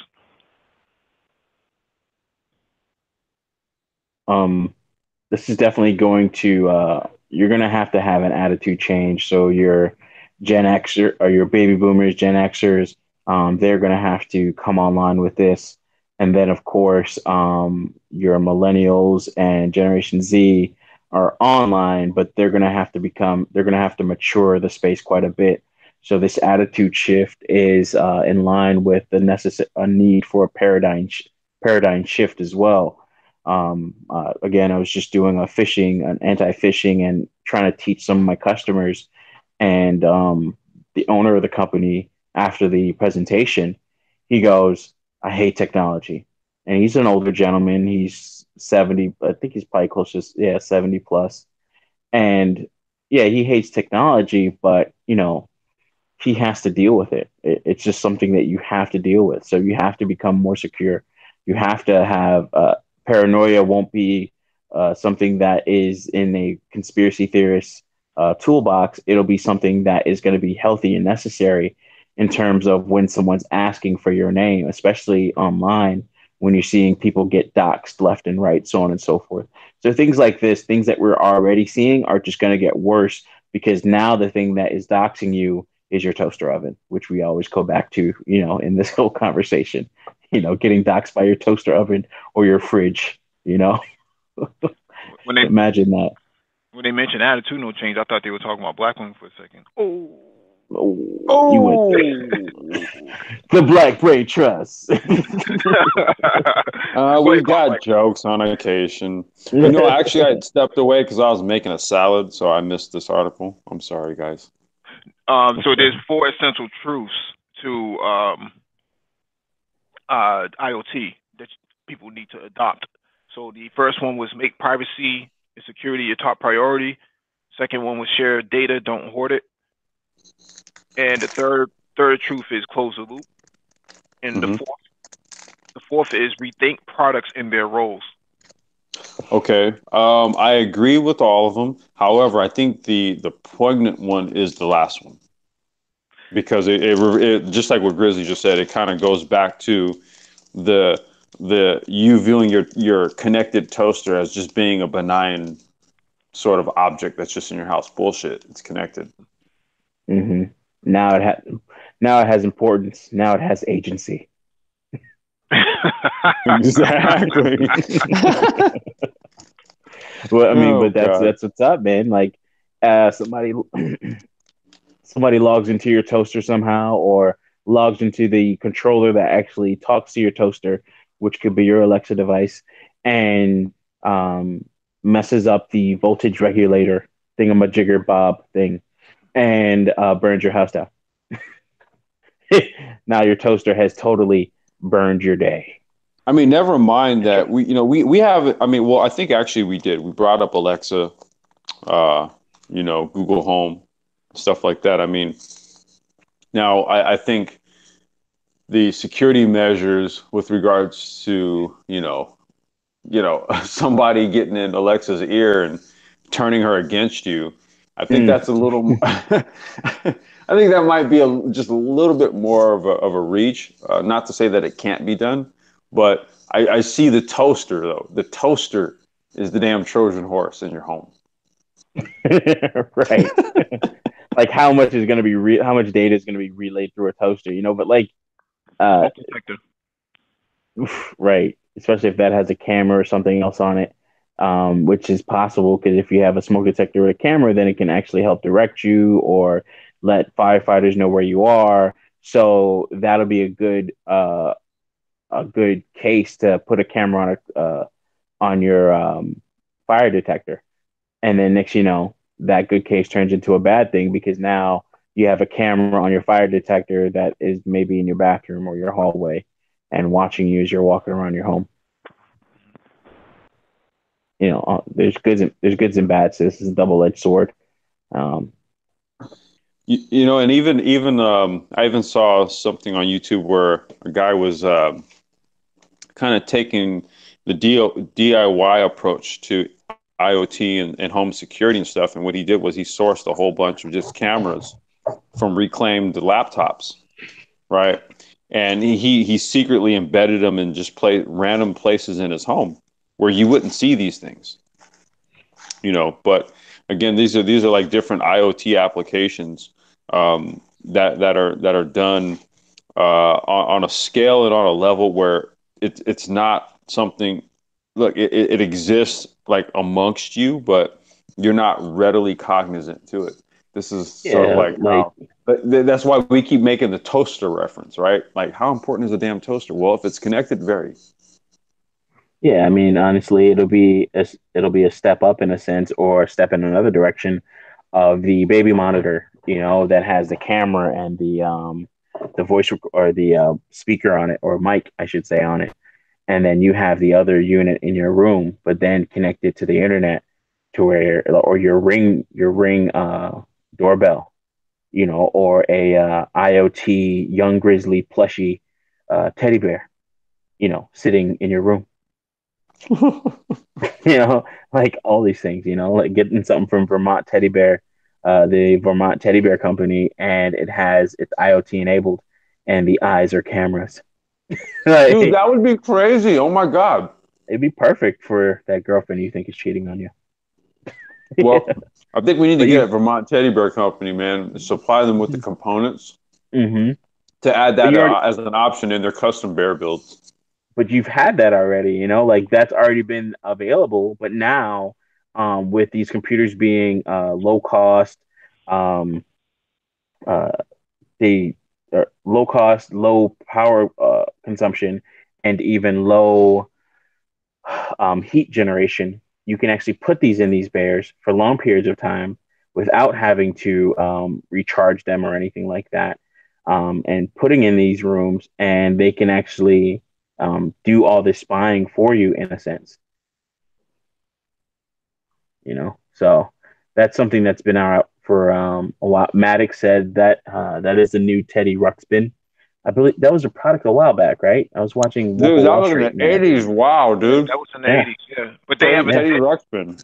Yeah, they used to put the tape in the back of it, and people used to put the NWA tape, and used to have like F the police, and his lips would be moving and He'd be stuff. rapping it. Yeah. hmm right. You know, like, and having things like that, and then that's a way to monitor your loved ones, but then it also can be used against you, and that's where that whole IoT proxy gateway device, and actually creating a device like that would be huge, and even, you know, incorporating it in something like your pfSense router for your larger networks, or even just your Linksys device would be great. Hmm. Let me jump to this next article. Well, we still have some time. We have a lot more articles to go Yeah, over. Maddox 12 says they got a new one and it's IoT based. Yeah, The Teddy Ruxpin. That's crazy. yeah. I think they took it off the shelves though, because I think it was spying on kids and stuff like that. So I think Yep. they had it removed. So, Yep. Yep. anyways, this next article is from Network.com. How blockchain will transform the IoT supply chain. Wait, did I cover this already? No, this is it. Yeah, two giant industrials, Bosch and Volkswagen, are among companies that are taking seriously the idea that Internet of Things (IoT) and decentralized data marketplaces should coexist. That means a type of blockchain meets IoT is likely in our future. Both German organizations have recently teamed up with fellow country decentralized transactional platform IOTA on various development projects. IOTA's IOTA's Tango is a transactional data transfer and settlement system for connected devices. Bosch announced in November that it intends to use a combination of its XDK cross-domain development kit product, an IoT prototyping and programmable sensor module used as a command to get organizations to work with Bosch on custom mass production and series engineering, and Morph XDK with IOTA marketplace among a mass a mass communications channel. Quote, it can be said that any use case is feasible where the Bosch XDK measures sensor data and their potential buyers for this data. Bosch says in a broadcast expanding its goals. And enterprise renting out machinery and billing for the exact time consumed could be your use case. For example, audit trails are another. Quote, people and machines can transfer money and or data without any transaction fees in trustless, permissionless, and decentralized environment. The nonprofit IOTA says on their website. IOTA also explains that its mechanism for selling and accessing active data streams and technically not really a mined blockchain. Non-mined IOTA transactions are issued simultaneously and continuously rather than linearly and in time intervals, as is the case with classic blockchain. But it's similar in that it is also decentralized peer-to-peer distributed ledger technology. IOTA is established as, quote, the main currency for machines, the organization claims. Automotive use blockchain like ledgers. Automaker Volkswagen, too, has been exploring IOTA. Automotive uses for blockchain like or alternative technology distributed ledgers include authenticating mileage for a lease return, for example. Other uses in that vertical could be in remote over-the-air software updates where auditing and authentication might be important. And indeed, IOTA claims a proof of concept has been established with Volkswagen for that technology. Volkswagen's head of digital, Johan Jungwirth, at one time was on board of IOTA. IOTA isn't the only distributed ledger technology out there that's being aimed at IoT. Hyundai Digital Asset Company, HDAC, is backed by the vehicle manufacturer and owned by the nephew of the car maker's owners, according to Cointelegraph. Hyundai's hidden network blockchain system shows processing of payments over Bitcoin and integrates other blockchain networks. Some of its industrial IoT pitches will be in reducing fraud bill of lading, introducing serial numbers or unique identifiers for counterfeiting reduction, and better encryption overall of processes and contracts. Supply chain and automotive emerging as focuses of IoT blockchain. Cointelegraph in this article also mentions IoT blockchain combine operations, VeChain, Walton Chain, and Streamer. So that's interesting. The whole idea of Volkswagen and Bosch getting together. What do you think about this complex? Yeah, I got some salad in my mouth. Go ahead, Young Grizzly. Let me eat this. Whoa, pause. Stop, dude.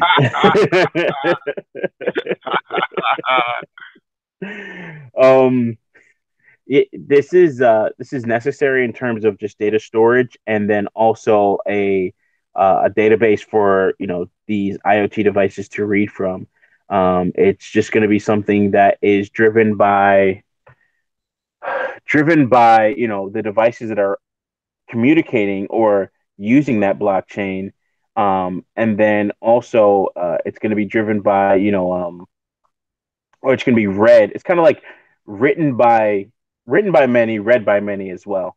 In this case, so instead of being written by some and then read by many, it's going to be all these devices writing to this blockchain possibly, and then getting information, pulling information from the blockchain without having to store all that information themselves. So in terms of, you know, IoT and blockchain, again, I'm going a little bit off from the article, just using my imagination here.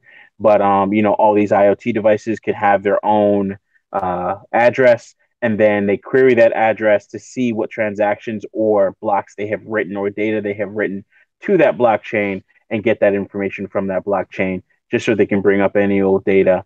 Just so you can bring up any old data for all your devices. You know, you might have, like, say, a nice little control panel or an app, so you can actually monitor all your devices and see what they have done on that blockchain itself. And this is going to be another reason for you to have, you know, nodes within your own home, not say an ant miner or anything like that, but something that stores not only your transactions, but the transactions of other people. So that's going to be, you know, towards the peer-to-peer side of it. And then going into other technologies such as Hashgraph, which I don't know much about, but it's mainly for the little bit that I know is it's a big thing for devices that don't need to store all this information, and they only need to store, say, recent information, and then go from there. And again, along with this, with IoT devices, this is going to be huge. Is blockchain sharding or segmenting of a blockchain itself.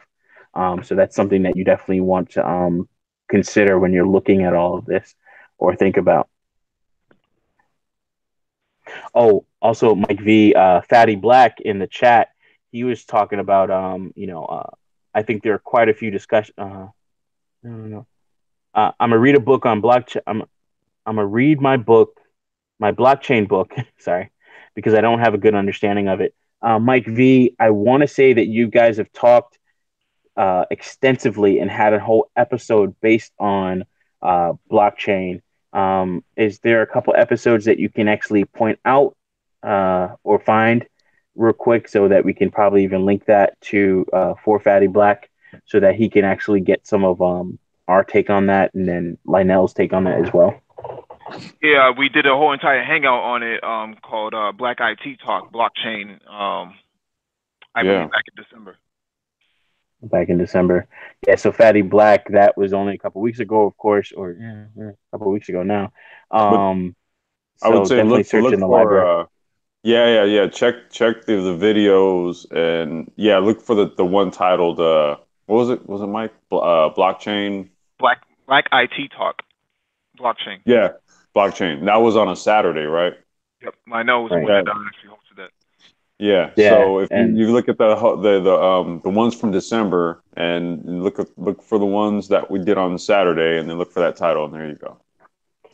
yeah, definitely Lionel is the resident pro and genius on the blockchain stuff, and he's talked about some of the courses that he's taken, or the courses that he is taking now, and other places where you can actually start learning this information. Um, Mike V, is it XEd or edX? EDX.org. edx.org. And they have some blockchain courses, correct?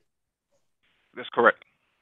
Yeah, so Fatty Black, that's another source that you can get information from, and I believe you have to pay for that one, Mhm. but it seems like it's worth it. Yeah, I think Christian linked it. Yeah. Thank All you, right. Christian. Thank you, Christian.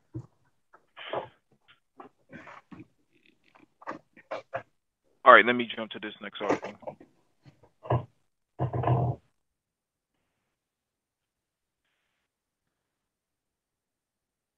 All right, this next article is from Forbes.com. Arduino combines Arduino and blockchain to enable hardware as a service business models. Stupid pop-ups, man. Today at the San Francisco Blockchain Week an 8-day blockchain conference featuring companies with cutting-edge applications based on blockchain technology marks the official debut of Blockduino, a hardware and software solution that brings the benefits of blockchain to machines. Quote, Blockduino is Arduino for the blockchain, told me Marco Graziano, the CEO and founder of Visible Energy, the startup behind the technology. With our solution, any device from electric vehicle charging stations to LED lighting, vending machines, or commercial air conditioning systems, HVAC, can now be blockchain enabled and use trusted smart contracts and cryptocurrency to transact and make new performance-based business models finally viable. Currently, the hardware as a service model is not economically viable because the high cost of microtransactions, the endless number of intermediaries, each extracting fees, and the lack of trust among them and consumers. However, if successful, Blockduino could disrupt our entire economy, which is based on production output (GDP), and not performance or utilization, and move it instead to a more virtuous service based or circular economy. Consumers will only pay for what they use, while manufacturers build better and more durable products. Yeah, this is wow. That dude's eyebrows are straight out of an anime. I think that's like I think it might be on the blockchain or something. That looks like it takes up a couple. Blockchain. Yeah, it looks like it takes up a couple addresses. Yeah, maybe it's IoT based, but yeah, my eyebrows are definitely smart. What do you guys think about this? You know, electric charging stations being IoT based and put on the blockchain. I was just saying this last week, and I'm not. I don't know if this. I don't know if it got onto the. I don't know if it was the after the live stream, but I was talking about my vending machine and me filling the vending machine, and then think about. And I actually sent a link into the chat.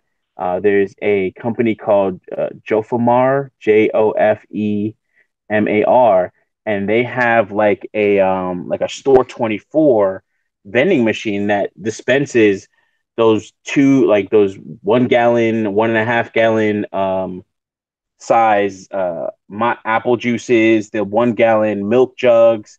And I said, what about having an actual address for your actual vending machine, a blockchain or a Bitcoin address for your vending machine?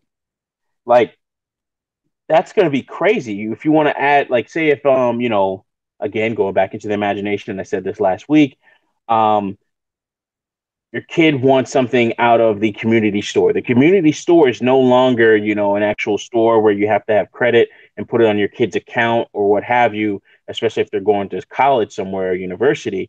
Now the community store is a big old vending machine. And in that vending machine, it has a nice LCD touchscreen, and it has a shopping cart associated with it. You're standing in line. This vending machine has elevators and so on and so forth to get your product, so it doesn't drop all the way down from the top rack and then your soda spilling all over the place. Now it gets all of that. You pay for it and you say, all right, cool. Copy transaction or scan the QR code. It takes that out of your wallet and it goes into its Bitcoin address wallet. There's no cash whatsoever, or it's totally cashless. There's no cash whatsoever in the vending machine itself. It's all cryptocurrencies. And as soon as that is paid, you can go ahead and spend it as the owner of that community vending machine. You can go ahead and spend that right then and there. And you don't even have to go down to the vending machine to get that money out and do any transfers. You can do it all over, a web interface or what have you. Yeah, or it just goes directly to your wallet. Yeah, I was gonna say you're literally talking about what we talked about a few weeks ago, like the fractionalization of autonomous cars. Right? Yeah. Right. So it's like the same thing where it's like you have this vending machine that's just there. It has its own wallet, right? That you own the wallet attached to the vending machine. right? Everything that's in it in terms of the produce and all that stuff is bought and paid for. Transactions happen, people take their food, they go, you get the money. Right. I think You know? and I had repeated that idea, but I think Lionel had came up with it first. Well, I want to make sure he gets credit for that. But he was the first one to talk about that, and I just like, and I didn't remember where I got it from, but it was like a great idea. So, you know, that's the power of cryptocurrencies and being able to be anywhere in the world and still be making money. And then you add automation. And what if you had some type of automated robot truck or what have you, that is completely headless and it fills up all these vending machines when things run low because you have proper inventory management set up on these machines?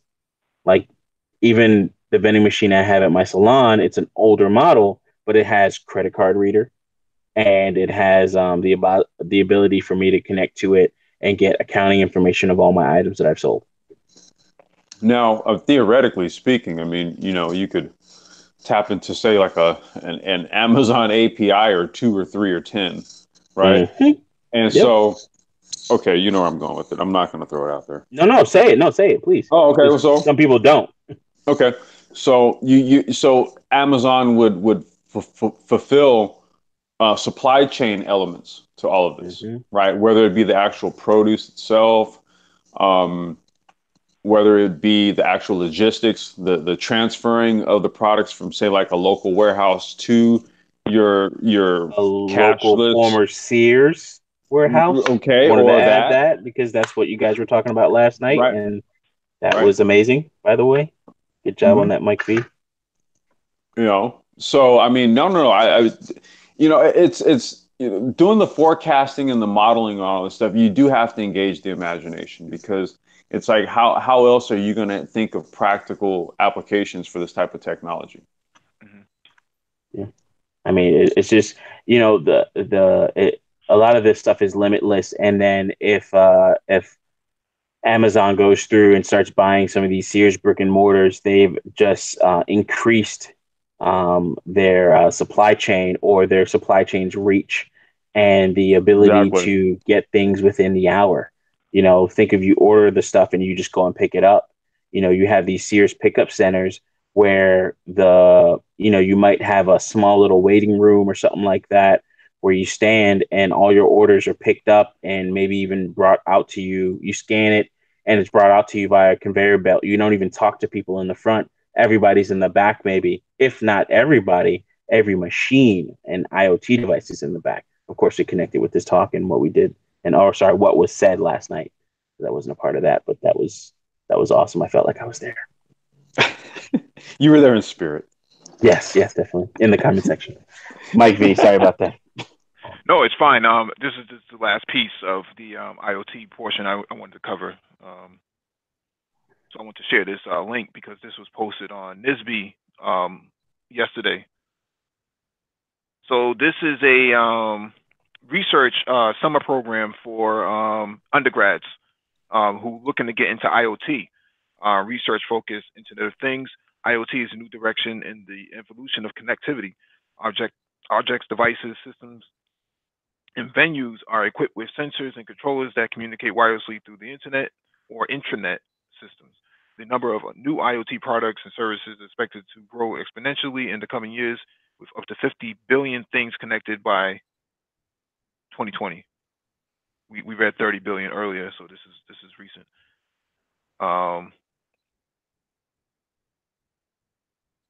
Actually, let me share my screen on my other laptop because I think that's more important. One thing I do want to note that IoT in the industrial and medical space has kind of already been happening at a far less dumber way of doing it, RFID, so on and so forth. And now you're going to start to see those systems become even more robust. And imagine, there is no more theft. You walk out with your products and, you get a receipt. I think this is something that was said on another Hangout. But you walk out with your product and you think you're stealing it, but then you get chased down and somebody's like, "Sir, you forgot your receipt." for the thing that you had, and because you have facial recognition and all this other stuff. And this is another thing that you're seeing even with toll booths, especially in Florida. You know, it's toll by plate now. There's Yeah, rarely any toll booths. yeah. I think that's the way going forward. They don't really need your plate anymore, but that allows them to actually set up toll booths inside the city. So now there's certain parts of the city that they may end up geo fencing off where you can't go because they don't allow cars to go there. And if you do try to go there, they'll just bill you by plate, and they can charge you whatever they want. And then, of course, that has actual legal implications, such as like having warrants out for your arrest, or in my case, I got something from Miami-Dade Toll Authority, and they said, "Hey, if you don't pay your tolls, because my account was low and I just needed to replenish it." So they said, "Hey, it's gone on for so long. And I didn't know about it." And they were like, "Yeah, you can't register your vehicle now." And of course, you can actually have warrants out for your arrest because you haven't paid your tolls, because it's actually a ticketable offense. So that's what you're looking at. Yeah, let me share my screen. So what you're looking at here is the University of California Irvine summer program for engineering and computer science majors on IoT, and it ends on February 1st for the deadline. And what they're talking about is the program benefits: 8 weeks of research experience, hands-on research guided by faculty, mentors, and graduate students, guest speakers, lab tours, field trips, on-campus housing, and $1,200 meal stipend, $4,000 stipend, travel allowance up to $600. Research domains of computer architecture and design, cyber physical systems, embedded systems, human computer interaction, transportation systems, um, artificial intelligence and machine learning, hydrologic system modeling, multimedia computer networks and distributed systems, intelligent structure. And you can actually fill out this application. I'll drop the link in the chat. It goes from June 23rd to August 16th, 2019. You have until Hey, that's my birthday. Well, August 16th, that's my birthday. But I was just going to say, though, UC Irvine, gorgeous campus. It's beautiful down there. You'd like it. Yeah, absolutely. So let's jump to the next section on the docket. Let me drop this in the chat as well.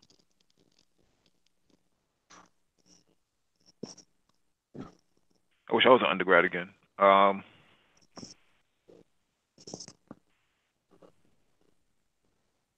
Okay, so what is a dApp?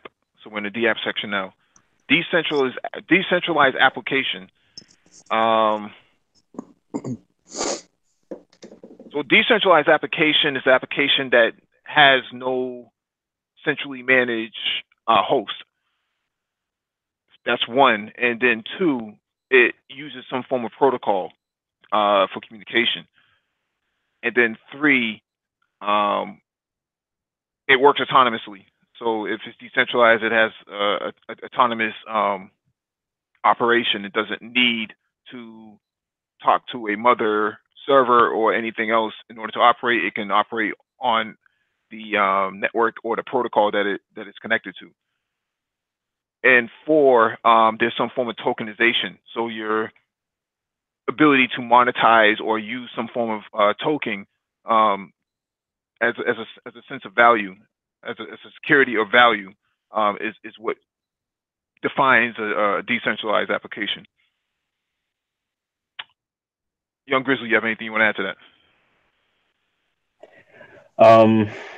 I wish Linnell was here for this. One thing I wanted to put out there, I never really liked tokens, or I didn't see the need for a token for every single blockchain.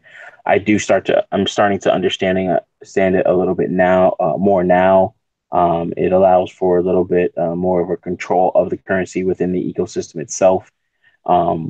At first, it just seemed like a scam, but now it actually starts to make sense a little bit more as we start to see these spaces mature a little bit and these services actually have some type of value. And the only other thing is just, of course, transferring those tokens to something that's spendable in some cases in the real world. And that's where those merge change or those merge chains or those chains that will couple all of these things together are going to be a big thing, such as like your Cardano um, and others that allow you to bridge that gap between different monetary systems. Um, as far as as far as like your dApp, your decentralized application, which is a subject that we should be talking about here now. This is going to be a big thing in the terms of all you're going to have is a client that executes based off of what's seen on the blockchain, allowing you to actually communicate or interact with that blockchain in one way, shape, or form, and being able to either write programs or write smart contracts or do other transactions or things on that blockchain.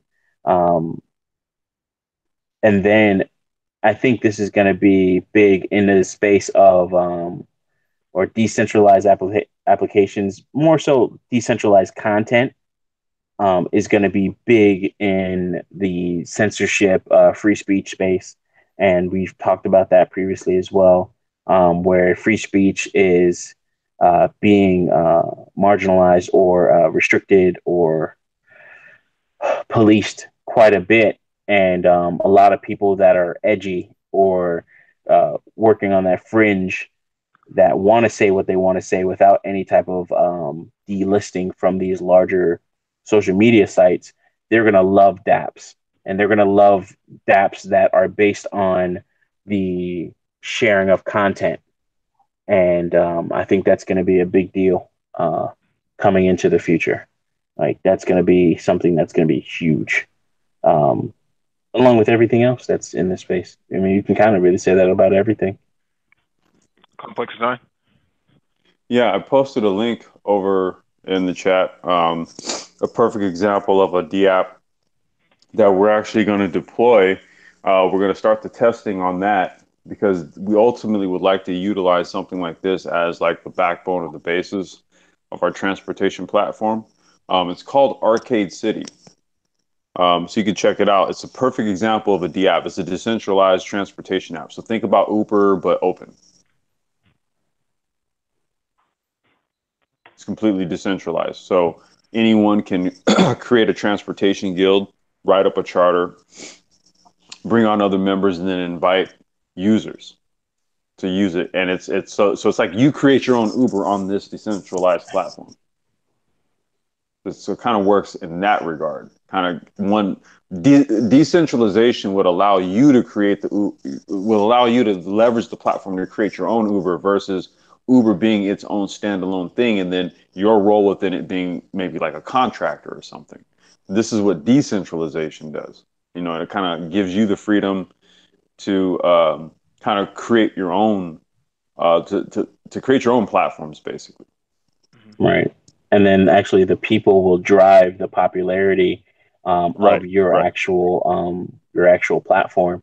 Right. And as your platform or your rideshare application becomes more popular, then it starts to dominate the blockchain. And then as it becomes, it decreases in popularity, then you're going to start to see less and less people support it, want to mine for it, or actually provide compute power to allow that blockchain, if it is like a separate blockchain, like they shard blockchains, um, you're going to see less and less compute power being given to you in a sense.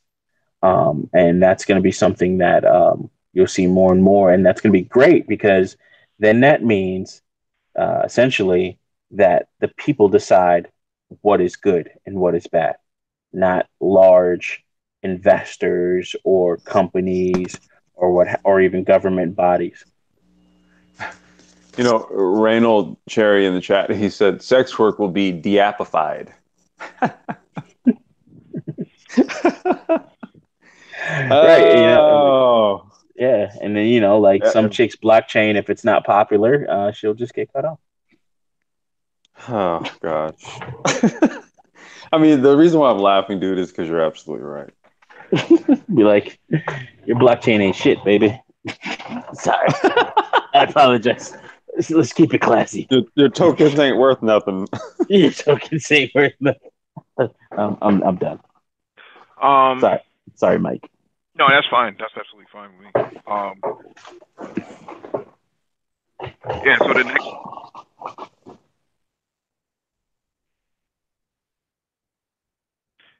So the next question on the docket is,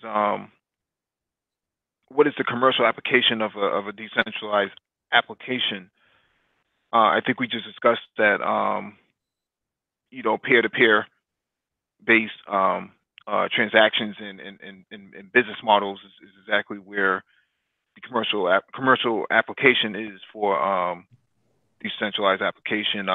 Ulysses Complex Design dropped a link in the chat for Arcade City, which is a perfect example of a decentralized application for transportation. Yeah, and even decentralized blockchain based content sharing, because you already have decentralized sharing with torrents, but then having that on a blockchain for maybe showing who downloaded it when is going to be important for things like paying royalties if we get to that point, or when we get to that point, really, It's for any type of music. is DTube? Is that what that's kind of? Is that sort of like what DTube is? I believe so. Is that the blockchain based one? Yeah, Is yeah. the It's kind of like a YouTube clone, but put on a blockchain or something like that. I think it's called DTube or right? something. Yeah, so I don't know. I think that's at its core, that's what it's about. But I don't know how well it does that in terms of delivering the content. And I only saw that in my like early days of looking around and investing in stuff on cryptocurrencies. So I don't have much information about it, but I want to say just yes. And that's kind of where you're starting to see where a lot of content providers that are getting kicked off of some of these that are more tech savvy, but they're getting deplatformed. They're going to these fringe sites to actually get their content out there. Infowars, of course, WikiLeaks was a pioneer of that. I'm not sure where they went. I don't know if they really went anywhere. They just stayed where they were. But you'll see a revitalization of sites like WikiLeaks because it'll be decentralized. Young Or Grizzly, Ether you Delta. worked out. Oh, sorry. I'll wrap it up. But a lot of these platforms will take the way of Ether Delta in terms of being decentralized. And you're going to see that with content platforms and those that are being deplatformed because of their speech. Mhm.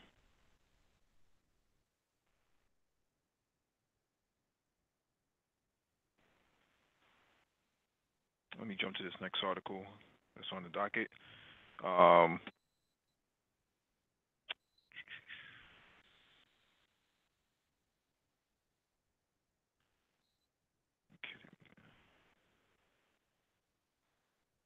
this next one is from CryptoBriefing.com. Justin's son gambles on a big mouth for Tron dApp adoption.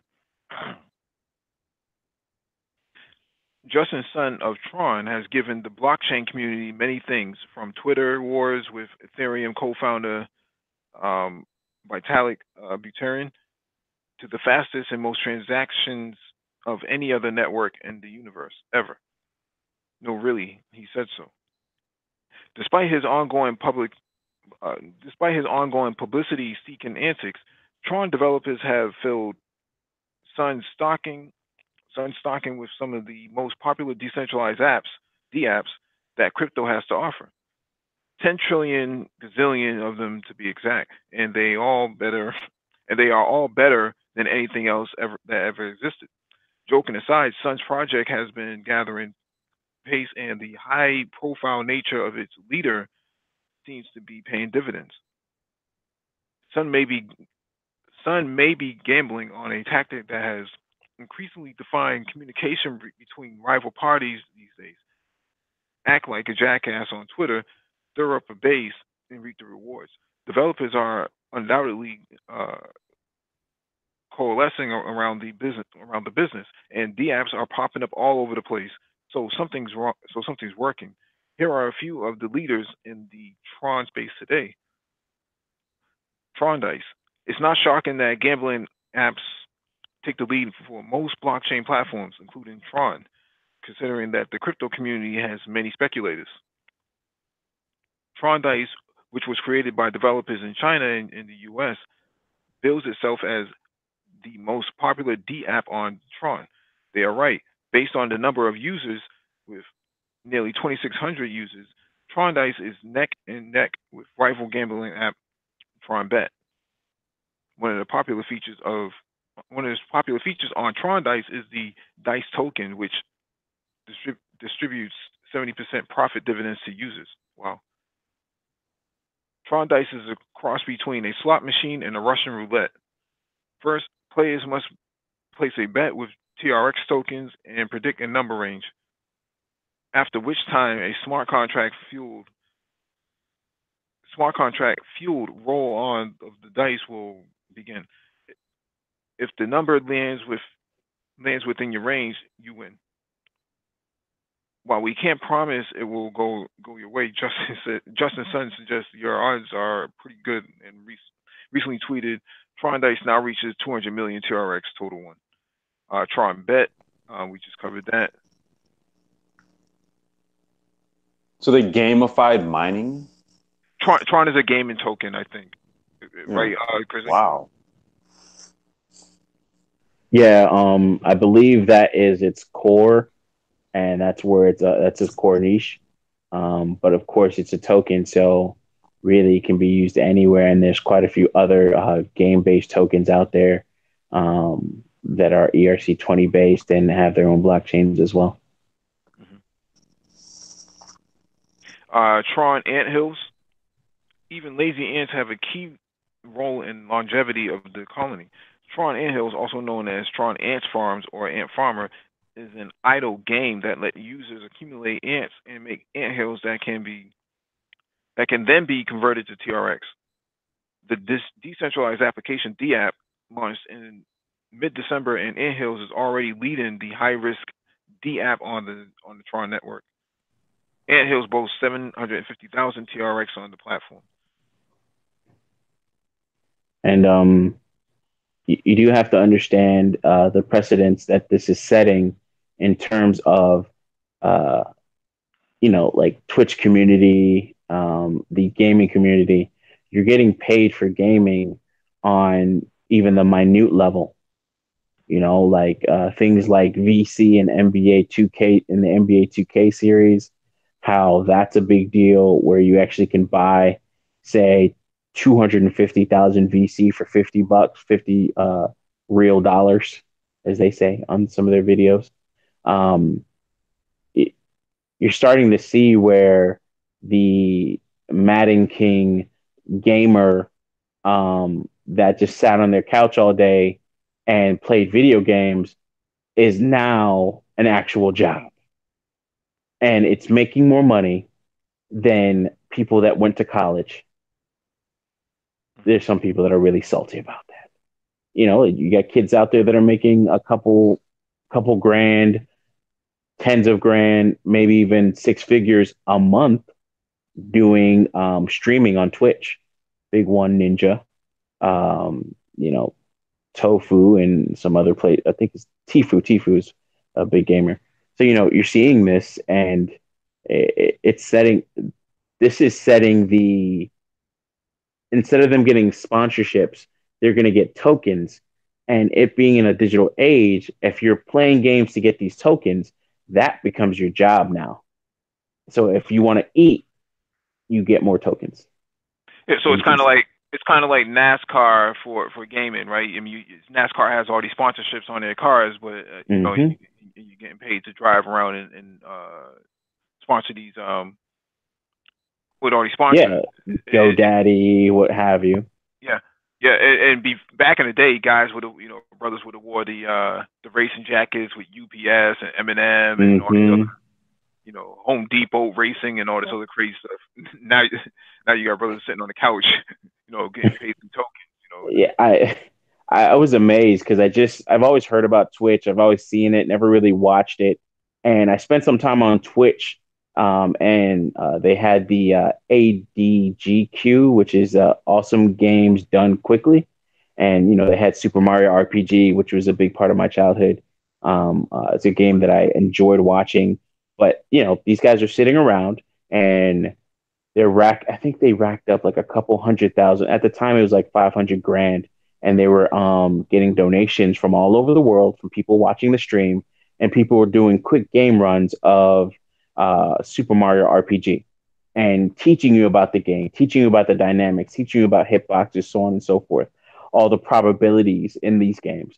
So these are people that are pros at this, in a sense, that sat on their couch all the time and actually played these games while living their regular life. Some people have jobs, kids, so on and so forth.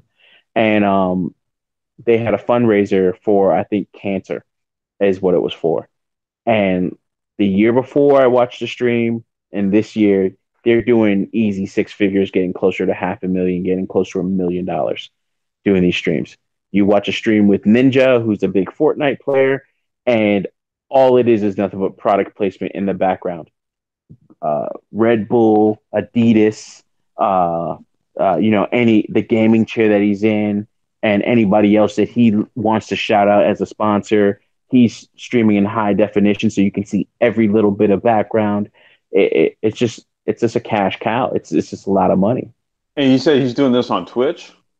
Yeah. So I said check out Ninja on Twitch. In fact, Ninja actually hosted I think a end of the year New Year's Eve event. And, he's IRL in real life. And, all his internet shenanigans didn't transfer over into real life. And people just looked at him dumb. He was on PewDiePie's oopsies. Anyways, I'm saying all this because TRX and dApps, this precedent has already been set, and they're building on top of it. And it's going to go even further into virtual reality and other things. And that's the point I'm trying to make. That's the proof I'm presenting to you guys.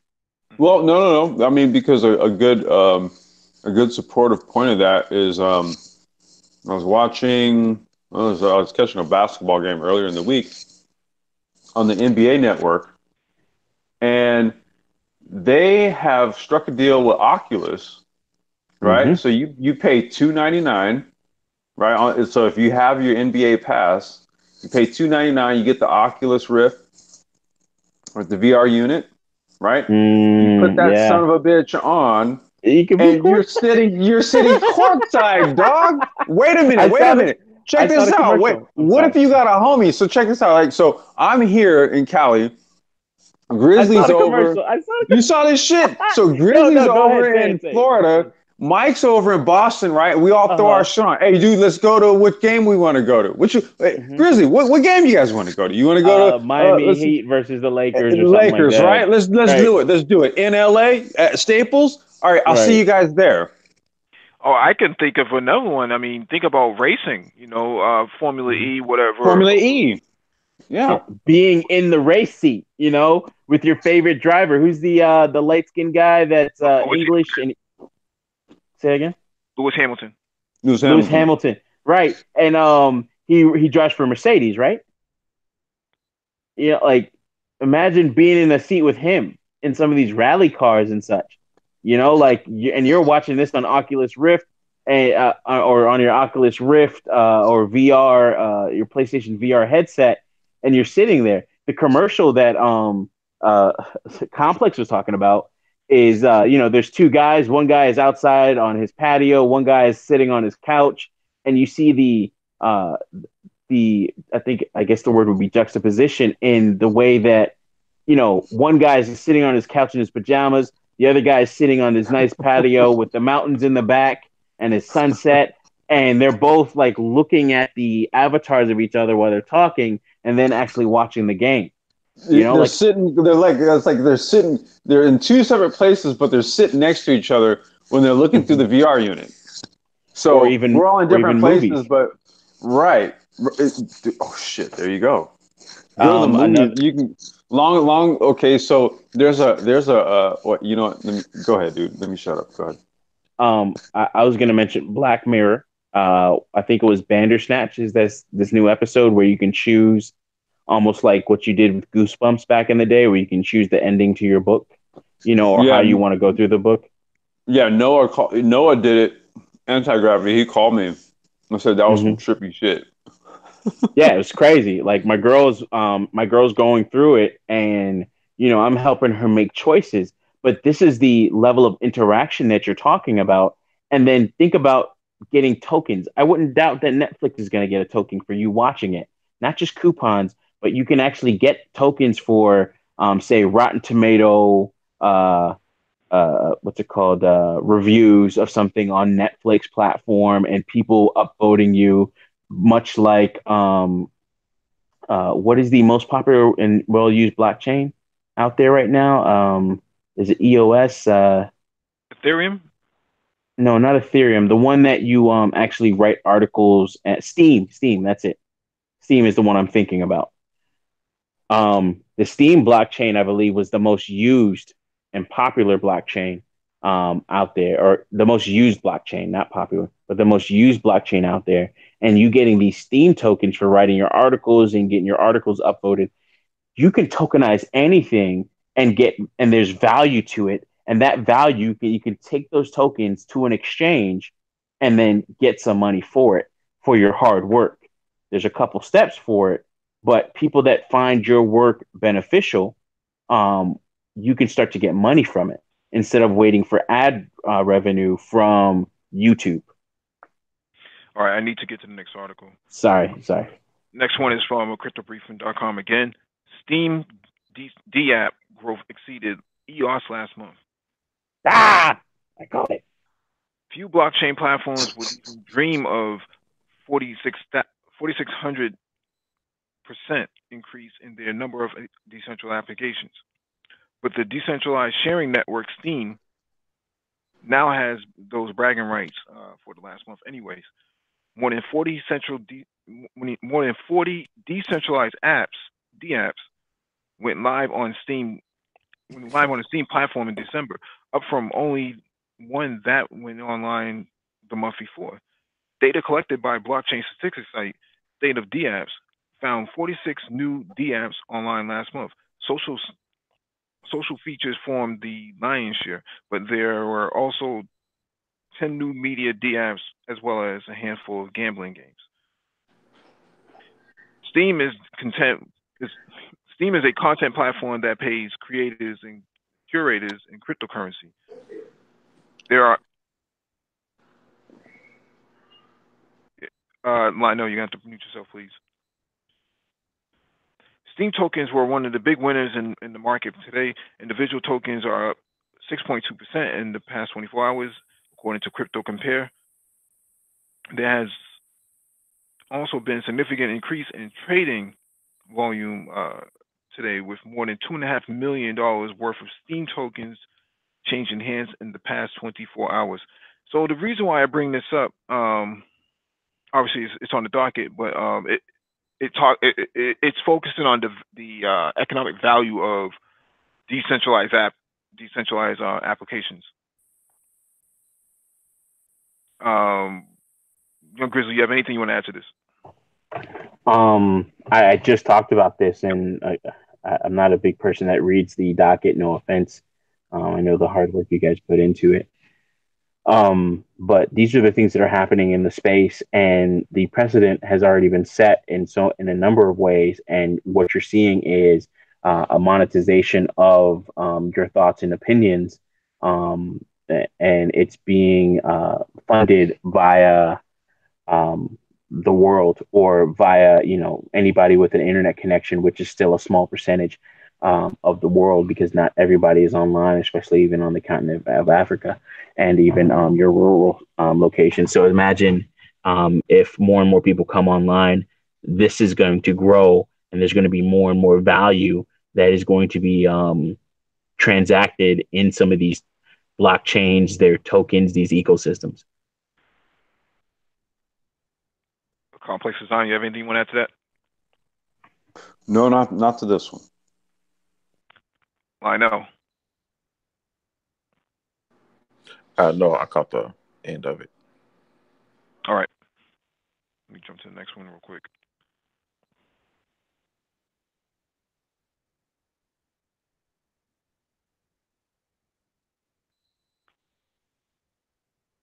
Coinsutra.com. Nine best dApps on Ethereum platform that you can use right now. ETHLance. ETHLance is like Upwork, a marketplace for jobs. Interesting. However, unlike Upwork, ETHLance is a decentralized marketplace for job postings and hiring freelancers hosted on Ethereum blockchain. What happened to LinkedIn? Interesting. They didn't innovate. They have no tokens. Yeah. CryptoKitties. CryptoKitties is a new game or app that gives its users access to digital cats which they can buy, sell, or breed. Breed. Wow. All right, let me get Kind to of the next. like what was that thing that they had a few years back or some years back? Little robot cat or some shit. I can't remember what Tamagotchi. that thing was. Yeah, yeah. Argon is a very interesting and special project on Ethereum blockchain. It is a platform or dApp to build and manage decentralized autonomous organizations, popularly known as DAOs. The DAO concept can be applied to any organization, company, nonprofit, or foundation to bring extra level of transparency as well as more effective governance of these entities. It also helps in curbing unnecessary intermediaries, which can be replaced by governable Ethereum smart contracts. Interesting. And that's pronounced DAOs, by the way, in the space. For anybody that doesn't really know that, their DAOs are pronounced DAOs. Uport is an identity management platform powered by Ethereum blockchain. It is a consensus-backed project that aims to streamline digital identity with aim to stop identity and data theft. Interesting.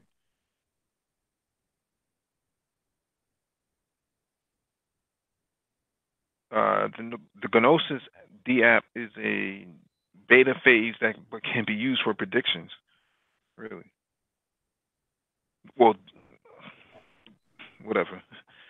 Another one that, along with Gnosis, there was another one. Man, I think it was called. I'll have to look it up, but it was fairly popular. I may have some of those tokens. I don't think I do, but it actually used crowd based, or it was kind of like crowdsourced predictions. I just want to finish reading this. Prism is a decentralized and trustless asset portfolio market by Shapeshift hosted on the Ethereum blockchain. Through Prism, one can invest ETH in different cryptocurrencies and specify this percentage of holdings they want.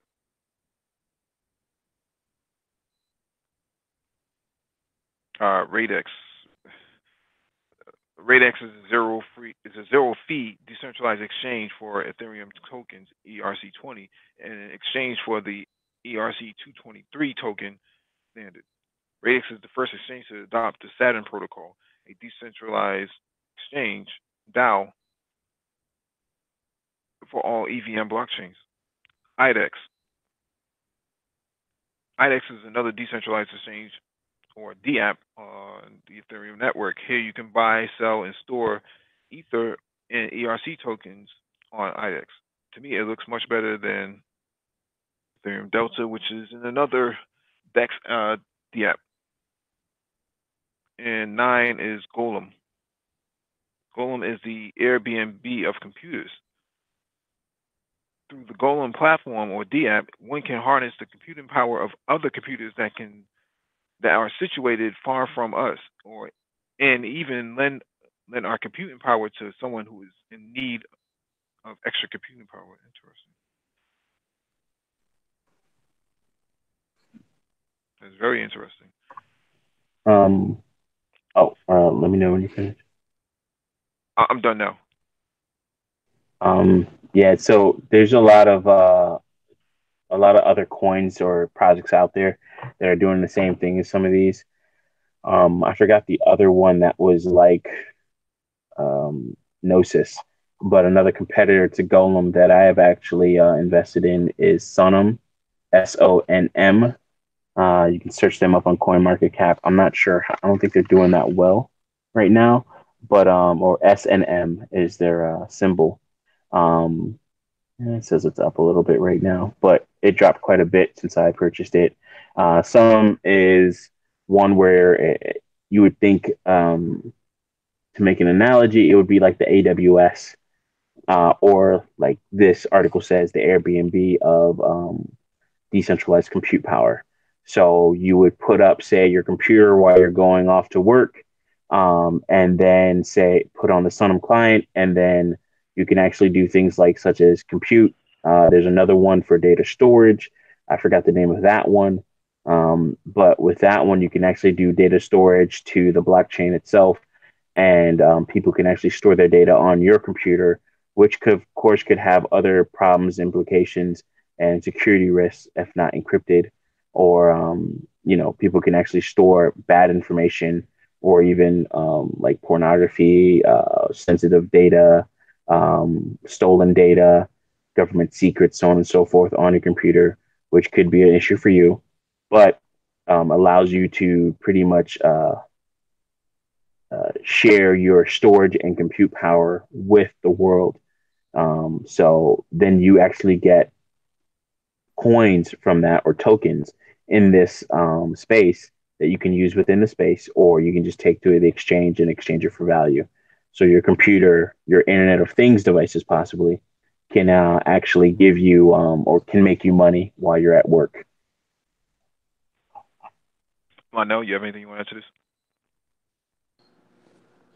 The crypto kitties have been around since late 17.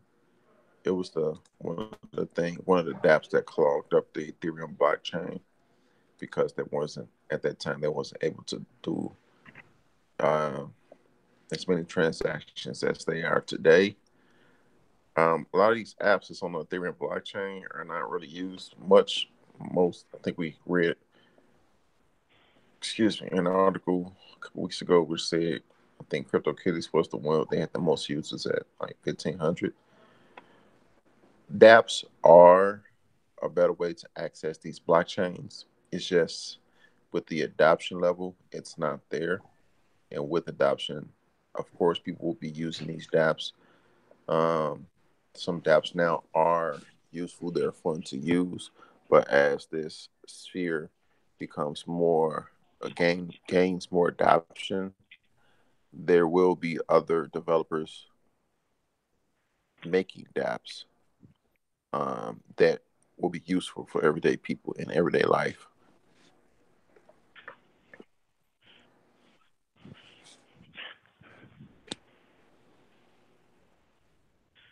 All right, let me ask this question then. What would what would push adoption of decentralized apps? I mean, I think so. What even brought me into the sphere of decentralized apps was something like Arcade City. It was something that was specific to the industry that I'm actively involved in and working in, and kind of seeing what it allows you to do, especially if you're an entrepreneur and if you're looking at leveraging fourth industrial based technologies, um, to create something like your own Uber, for example. You would the route to do it in this new paradigm is through something like a decentralized app. That's the quickest way to do it. So it was for me, it was sort of like being an entrepreneur and seeing the potential in something. That's kind of what enabled that. That's kind of what pushed me in that direction, or actually drew me in that direction. So I think what would actually um, grow it out is going to be people who are business minded, who are looking to kind of sort of think about it, kind of like how like when open source software really gained prominence, like on the web, especially like when Google just started throwing its services out there, and they were free email, free spreadsheets, free this, free that. When before you had to go and purchase a license from Microsoft to have Microsoft Office and all that kind of stuff. So think about what open access to things enables people to do.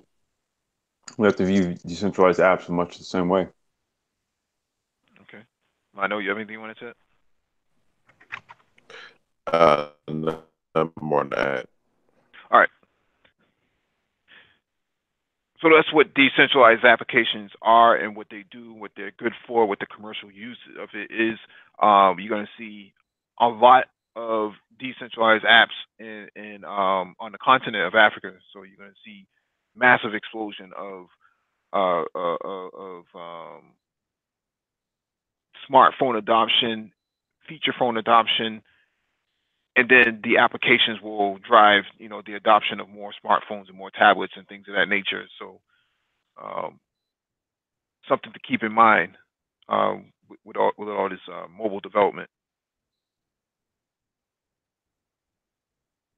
And seventh question is, what are smart contracts? Smart contracts are basically pre-authorized agreements on the blockchain, and they allow for the automation of agreements to be self-signed agreements for the most part. So basically, it's renting a car with the push of a button.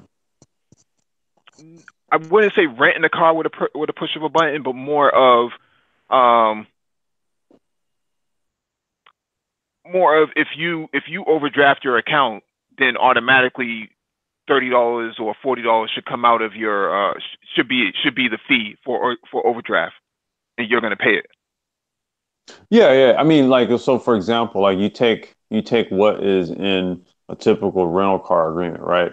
So the process is you show up at a Hertz or a budget, right? You pick the car, and then you got to get the contract, and then you got to sign the Well, Meg, contract and all that.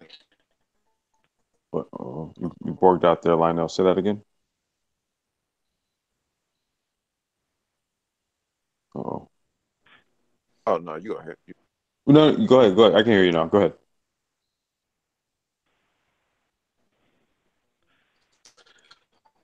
Oh, smart contracts are more of a if then did if this situation. Right. They are not. I understand of code. So if these agreements are met, then this happens. Then the transaction And the takes place. algorithm will go through uh,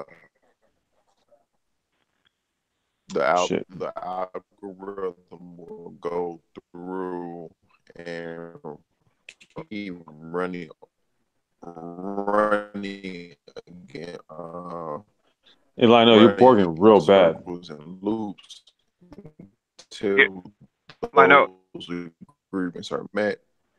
Then whichever agreed stipulations are met between two entities. So if I know you are borging a lot. If you can log off and then log back on, that might help. Can you hear us, Yeah, Lionel? yeah, you're borging a lot, man. Okay, I'm not sure if he can even hear us.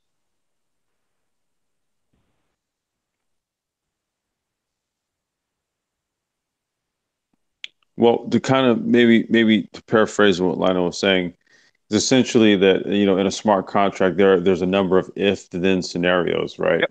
That are pre-coded into the contract. So agreement upon it is the execution of it based on what is in it, and it's all instantaneous. Hmm. Young Grizzly, you have anything you want to add to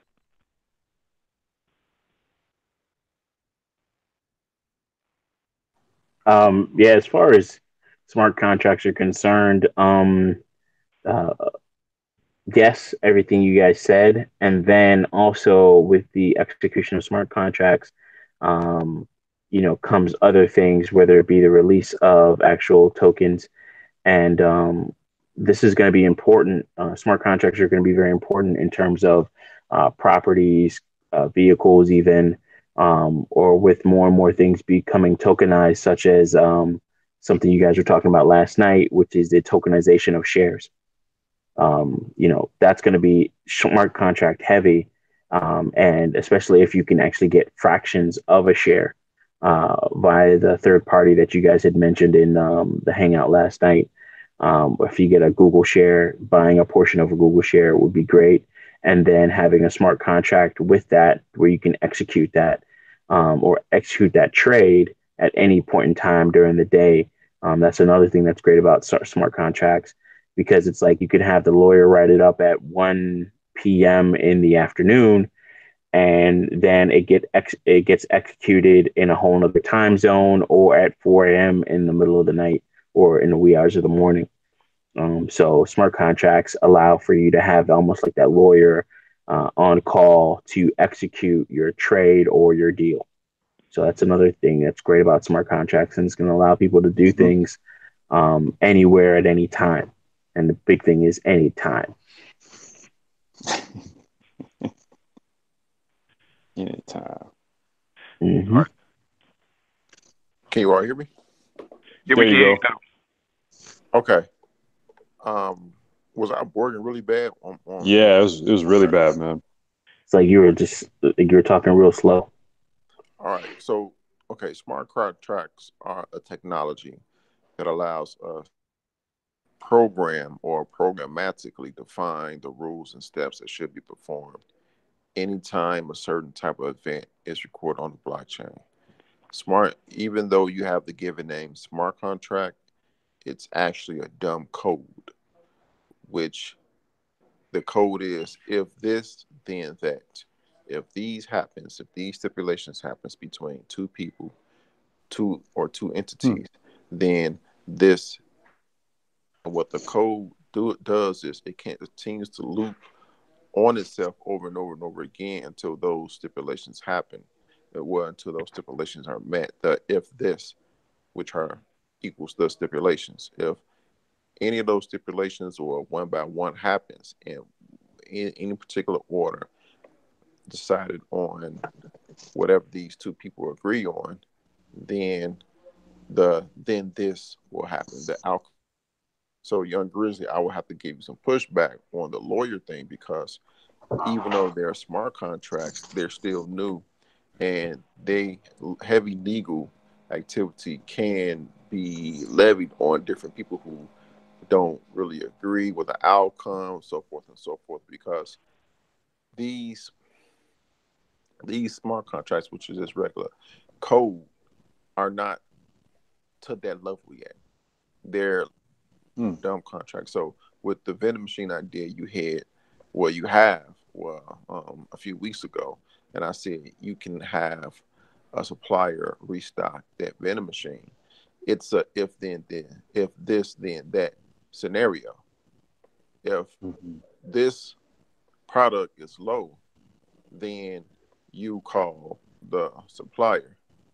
That's the extent of some smart contracts, and I understand we went on Right. in terms of people receiving smart contracts that say, "Hey, I own this stock," but that still is a if this then that situation. I will take that criticism, and I do understand what you're saying. The I guess to clarify a little bit more is Yeah, you're totally right. I was thinking more along the lines of signing paperwork so you can Right. push a process along. But yeah, you're totally right in terms of like the flaws uh in the way I was thinking on that. Well, no, Because no, no, the no, lawyer because would write it, the lawyer would write it, and then it would be executed at some other point in time. But again, there's issues that come along with that. So thanks for pointing that out.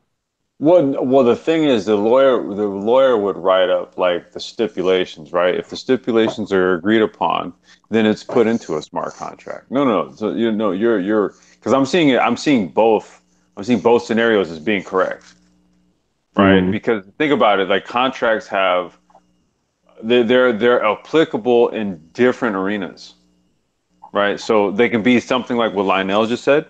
They can also be something where it involves a lawyer, like a record contract, for example, Hmm. right? Where you're gonna sign some artist over in Thailand or something, but you can just do it in a way where you don't need that artist to come here. You go there and you want to get the deal done tomorrow. Yeah, it could be electronically signed by your Boom. actual wallet There you go. address, There you or go. and that's kind of like where what I said makes sense, and that's where clarification is needed, Hmm. or I guess specificity is needed. But what he said is correct as It's well, correct as well. because Yeah. you have to watch out for that, because there might be certain things where if it is not met by this certain period of time, something else Then happens, payment is rescinded. No, no, payment's right? rescinded, and that's in the contract, right? So it's Or conditional. it's or the fees are increased because you haven't signed by said time, or Okay, there you it go. goes into a judgment, or judgment is necessary via a local court. So that's where it gets complex, and you're going to need more. You're going to need that human interaction until procedures are put in place, or that are procedures are um, agreed upon. Yeah, I was gonna say, I think ultimately what will happen is even those sorts of things will go more algorithm driven. And the only reason why I say that is because you have insurance companies. We've mentioned this company before. It's like the first AI powered insurance company, Lemonade. So it basically uses algorithms to settle claims. They settle claims in like 30 minutes. Oh, Yeah. yeah, it's like even Oh more yeah, cut hello, down version of E Trade, or no, Esurance. hello. I can Yeah, we hear. can hear you. Yeah, Yeah, you good, Lionel. what I'm saying is these codes are not to the level to satisfy these complex contracts. They're still dumb code. Is in that you have to imagine. Okay, you want a sophisticated contract, and you have to hire a programmer to input all of that into a code at this moment in time. It's not Right. the pro the coding is not to the level where you can have a dApp where you can input all of these stipulations and say, okay, this is the contract. You and another lawyer sign off on it. No, you have to put that into you have to manually put that into. As of this moment, there's no dApp that you can go to and bring up on the website and say, okay, we're gonna write this smart contract. That's when I said it's not to what you all are saying is fine and dandy, but right now the It's code is not not the to that. reality. Right Yeah. now the code is not to that level. It's not on that level right now, and Hmm. those are complex contracts, Complex design. not that type of complex. Okay. All right. It's 11:30 right now. I need to finish up these last couple articles. Okay. Okay. Um,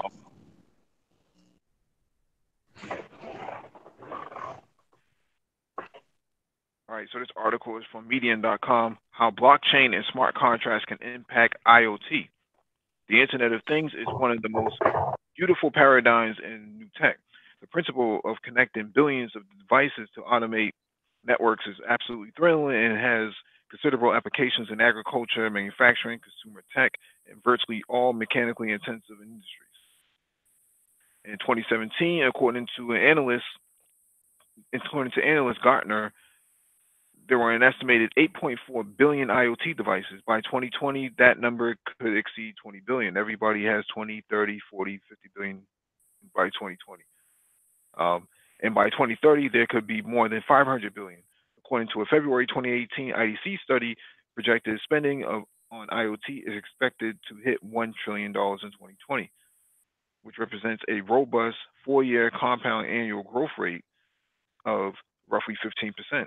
It falls short of December 2016 IDC projection. However, that forecasts a market size of $1.29 trillion. The implications of this revolution in connectivity extend far beyond just smartphones in private houses. In fact, it's about to be applied on an industrial scale to everything from fridges to farming to healthcare in a manner people can hardly imagine. Fully operate Fully operational IoT devices interact with known and unknown devices. For example, autonomous machine repair is a big goal for the autonomous industry. Wow. When a mechanical failure or signs of deterioration is detected, the network responds by ordering new parts. In a trusted environment, such issues do not pose a problem. In the real world, this is a major attack vector against IoT network. But thus far, researchers have demonstrated horrifying capability and creativity in breaching IoT devices. This problem may be solved by consensus protocols of the blockchain protecting from all but the most extreme malicious actors.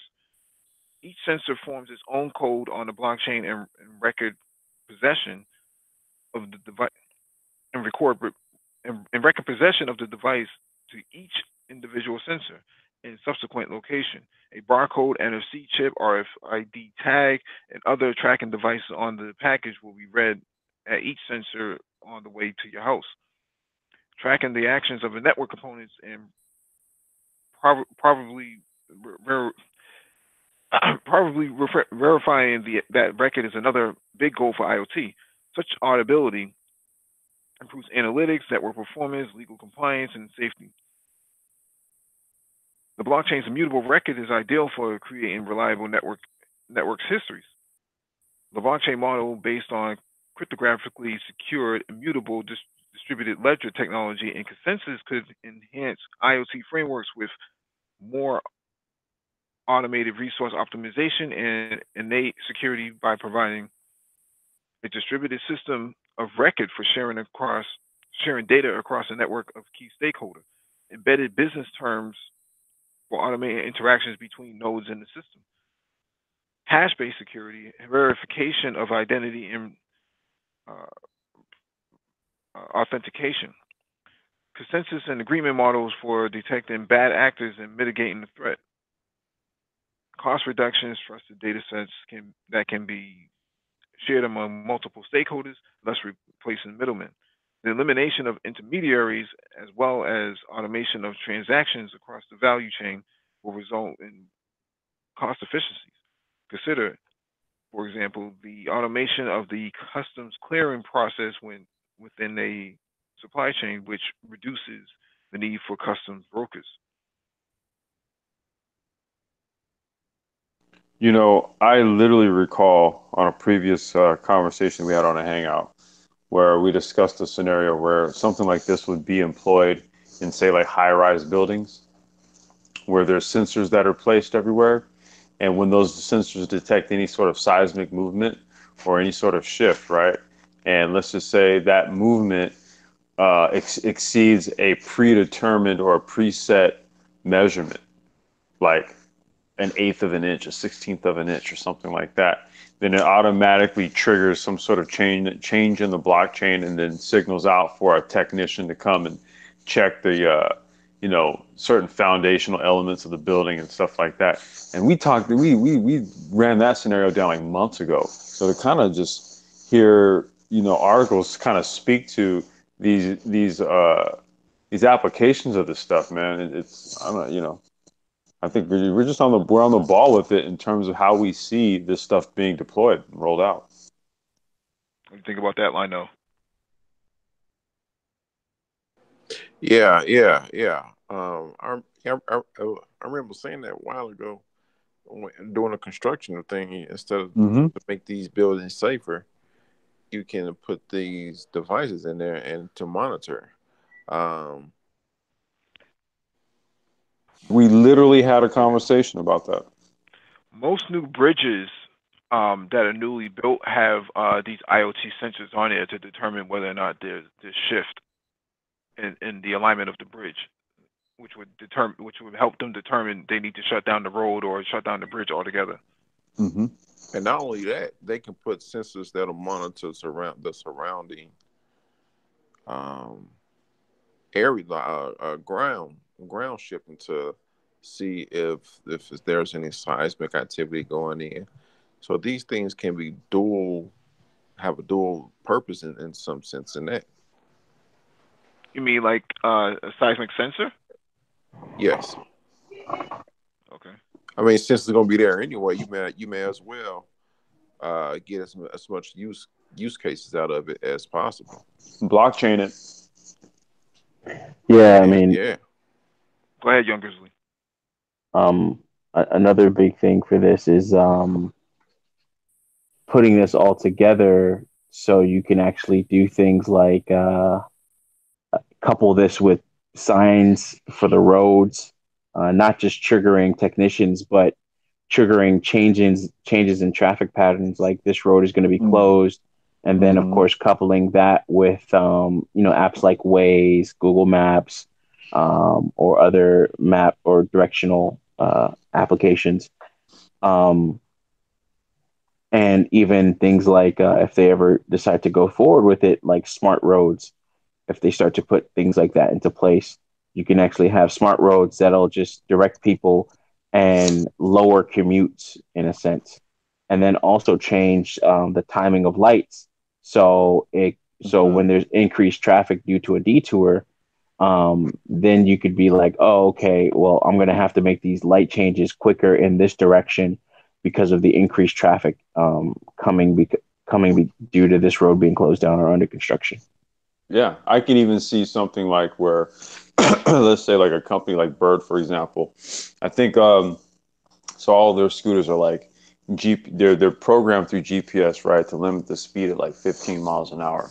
But let's just say there's sensors on the ground that detect wet weather, right? So it detects precipitation or something like that, and then what it'll do is it'll GPS control the scooters and maybe slow them down to 12 miles an hour because it detects wet weather, wet roads, or something like that.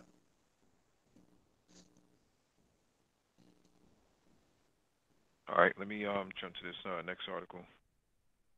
Should be the last article of the night.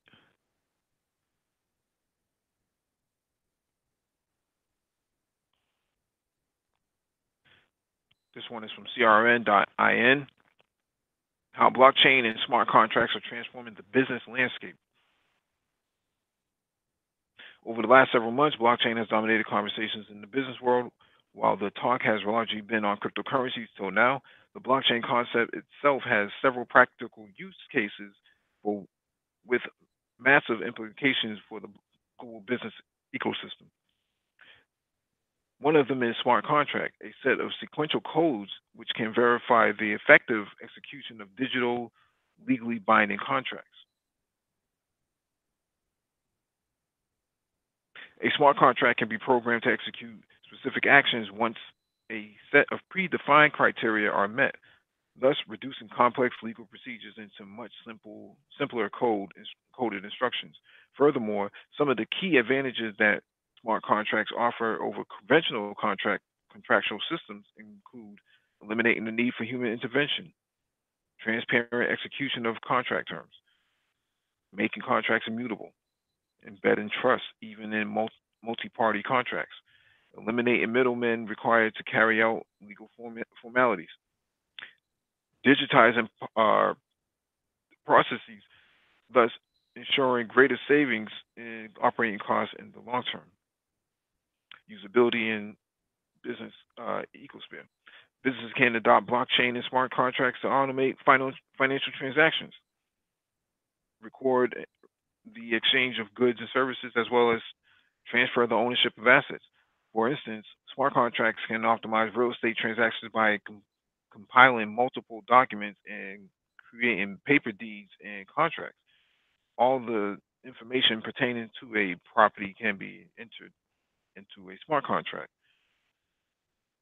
the property buyer can purchase tokens and send them to specified addresses on the blockchain. Thus, the funds will be stored on this address until all the pertinent steps mentioned in the smart contract are complete, following which a computer program will release the tokens to the seller.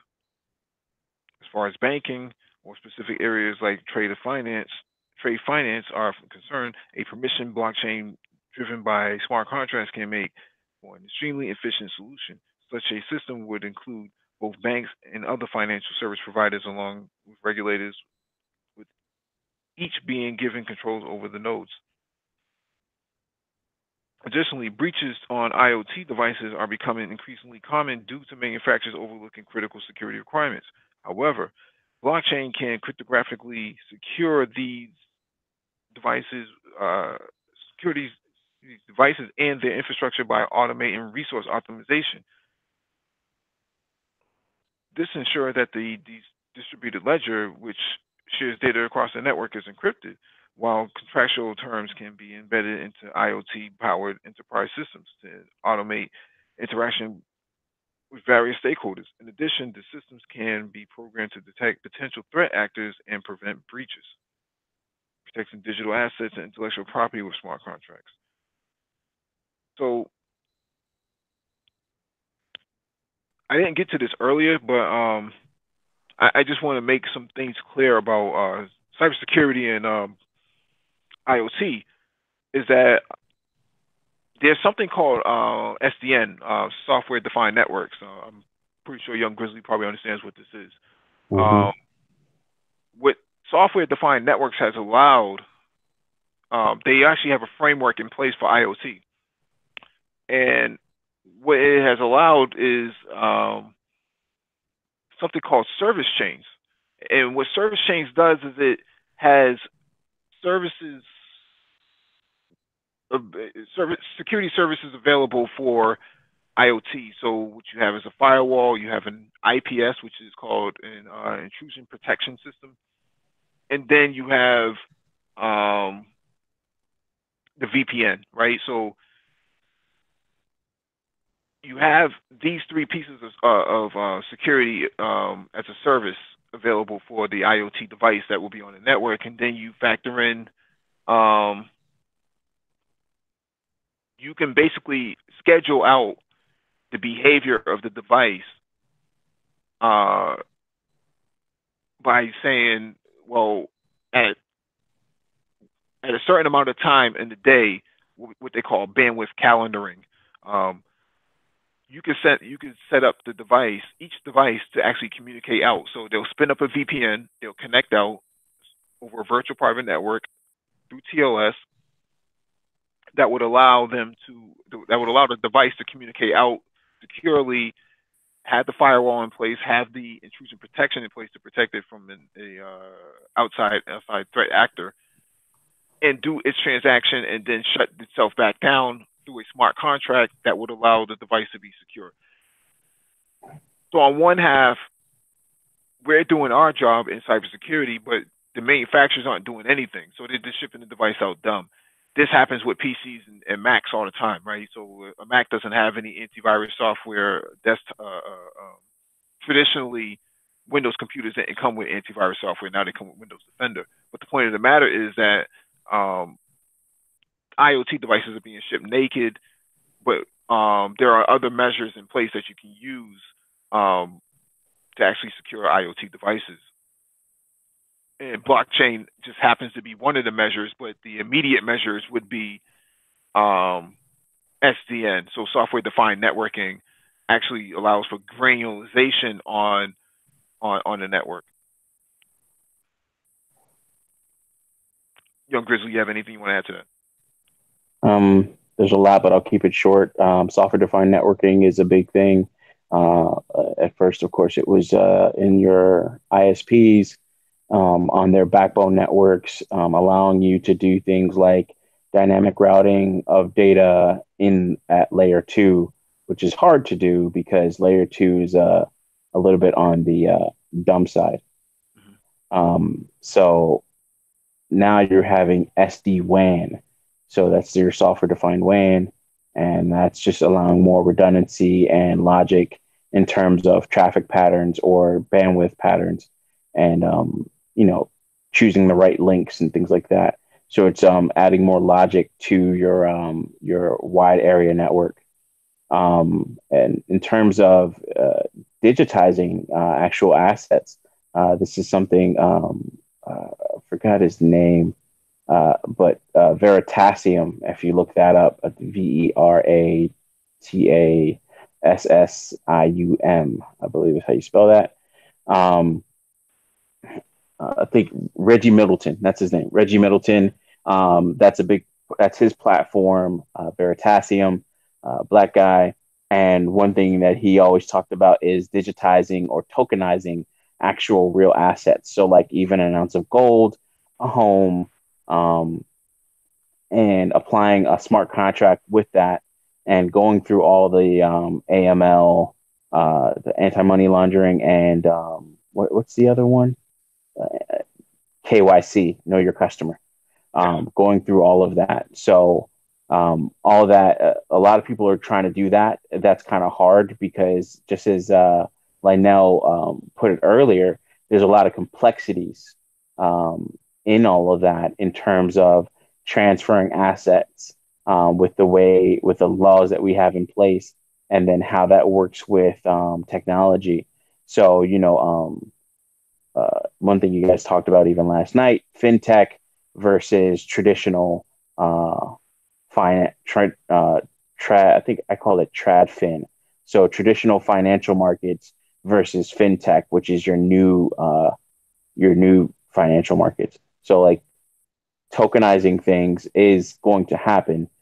They're doing a lot of experiments with it, so you can actually transfer all these things, but there's a lot of security that you have to put in place with that.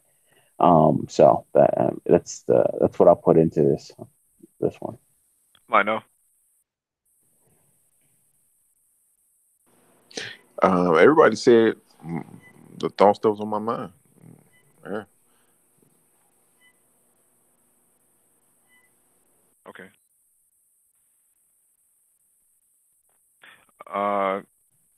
Complex design. Yo, Anything you wanted to add to that last article? not on the last. No, no, no, no, no. I mean, yeah, because I think we covered smart contracts and things of that sort extensively this evening. I don't have anything else to add to it. All right. I want to get to the last piece real quick. I didn't have a whole lot of time tonight to get to it, but containers and microservices. Containers are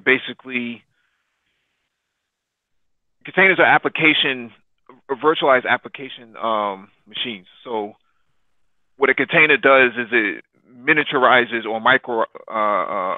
miniaturizes the actual virtual machine that you see being used from like VMware or Microsoft's Hyper-V. It allows for what something is called microservices to be put into it. So microservices are basically a subsequent of smaller services and segments being put onto the app onto the container. Sometimes you may hear this container called Docker. There's different names for it because different open source projects have taken place that have branded it different things. But a container is a container, regardless of what its name is. Usually, you do see this in cloud environments because its granularization allows it to be utilized for small applications such as microservices. So microservices would allow for multiple, let's say if I was a marketing company, I can run multiple ads in microservices by writing fewer lines of code and putting it inside this container, and this container would doesn't necessarily need to be put on a big server. So traditionally in the IT world, if you wanted to run an application, you would have to go buy out a server, go buy CALs, which are client access licenses, and that was very expensive. With today, with containers, you don't need a whole entire server. You just need a fraction of a server, and then that container runs on there, and then the microservices goes inside that container, and you can run as many containers as you want, as you need on this on that server. So you can run 1,000 containers on one virtualized machine, rather than before you would have to spin up a virtual machine and then you have to put the app in there, and then that takes away a lot of the democracy of application running. So it saves a lot of time on deployments. It saves a lot of time on building code, because with microservices you can basically pump code into basically you can run apps quicker. Your deployment times are a lot quicker because of DevOps, and that allows more things to run in the back. Young Grizzly, you have something you want to add? In terms of microservices, there's quite a few projects out there. OpenStack is one of them. Docker, Kubernetes, or Kubernetes, however you want to pronounce that. AWS, they were probably one of the pioneers of, along with OpenStack, but they were one of the pioneers of exposing their compute power for microservices. Lambda, right? Thank you. One of the important things, though, to remember, and touching on or following up with what you said, Mike, back in the day, your issue was scaling. So now the issue is not so much scaling up. The issue is knowing when to scale back and being able to scale back. And that's kind of another thing that businesses have to do to maximize their profit margins. Because if you start to have like a full data center worth of servers and they're not all being used, how can you make money off of that or how can you continue to make money off of that even during the times when you're not putting a high load on it? And that's where you're seeing even Google Cloud Services putting that out there. So even with microservices, it enables you to run a piece of code as opposed to having to run an entire operating system to run that same piece of code. And a microservice in this case could be credit card processing, loading the actual first page of a web page, user logins, so on and so forth. And you can go from there. Yeah, and you can actually put containers on the blockchain as well, which would actually make it immutable and makes it very secure. But containers in general are pretty secure. They're kind of a run once type of deal. If any code is changed within the container, it's not going to work anymore. Okay. But once a container becomes defunct, you have to spin up a new container. So that's the security aspect of it. Yeah, I'm just learning more and more about containers and splitting, or actually more so microservices more than containers, and how that all works and where there are differences between the two. Yeah, and I mean, there's so many things that you can do with it. I mean, I know Preem is a marketing person, but this, just use the marketing example. What you can do with a container in the microservices, you can load multiple advertisements within that container or within these containers, and you can just run them. And you can set an expiration date on them too if you have Kubernetes or some other form of stack to manage it.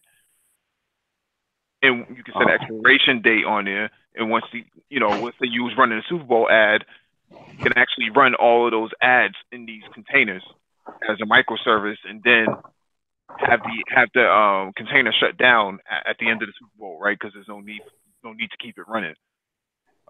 It already ran its course.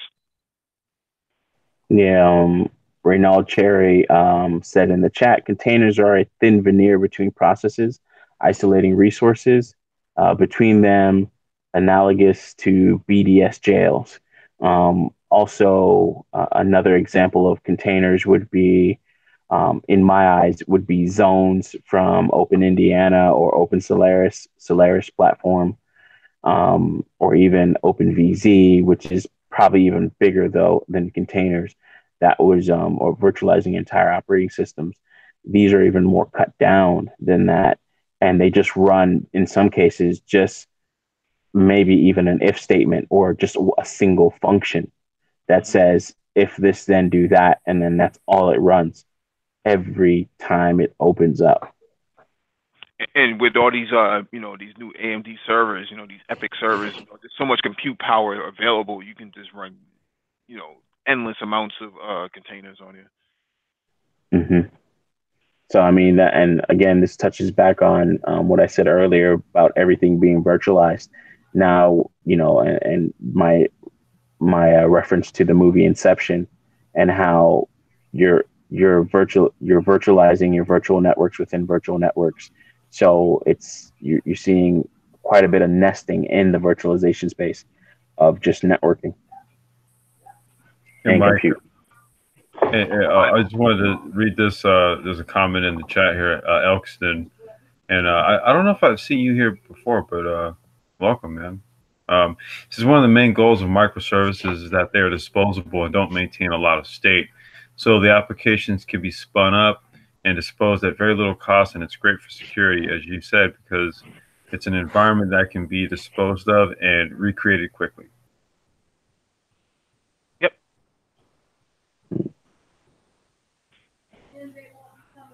Yeah, and containers don't run on their own. They actually have microservices that go into it. So if I wanted to run my own, if I wanted to, well, I won't go into it right now. I just want to get Lionel's opinion on this, and then we'll go to you and let you do your open thing. Oh, I don't have anything to speak about it. All right, go ahead, Complex. Oh, and also I was gonna say, I know we've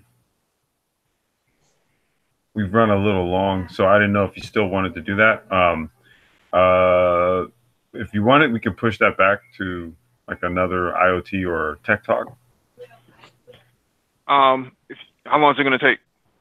No, it was going to be actually it was going to probably be about like maybe 20, 30 minutes. I was going to like kind of like demo the whole thing. But actually, it would be cool if we did maybe push back to next Saturday because our new hardware is coming in on Monday. So I'll have our new hardware Monday, and then we can do it like a true legit demo. All right.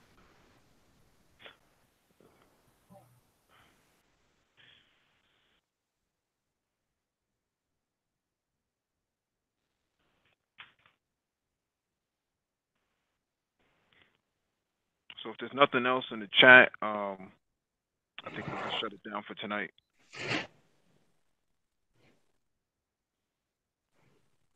Yeah, awesome. Great talking with you guys about this. There's a lot to it, and literally you can go on for hours, even further than this, just talking about other ideas. And for men that are out there, Black men that are out there, there's a lot of ways to make money. In some cases, I wish I could just make that leap and go full-time entrepreneur or full-time self-employed, so I can start chasing down some of these things, and then actually have time for other things. But that time will come. But for those that actually have any extra time, even on the weekend, to learn about some courses, if you want to get on some of the blockchain courses, like what Lionel is on edX. Lionel, if you could talk more about that here in a second too. But there's a lot of information that's out there, guys. And there's a lot of ways that you can actually turn these things into side hustles, even if it's not coding, even reselling some of these services, or teaching people about these services, or just being aware of it so you can be able to pivot and capitalize on these things. And that's all. Thank you guys, as always.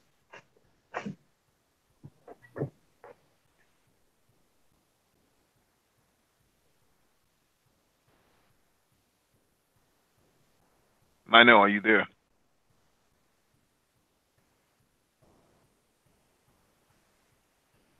if you're busy.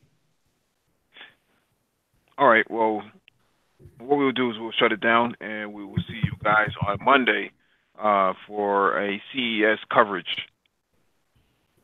Oh, wow. Cool. Yeah. So thank you all for joining us, and have a good night. Peace, y'all.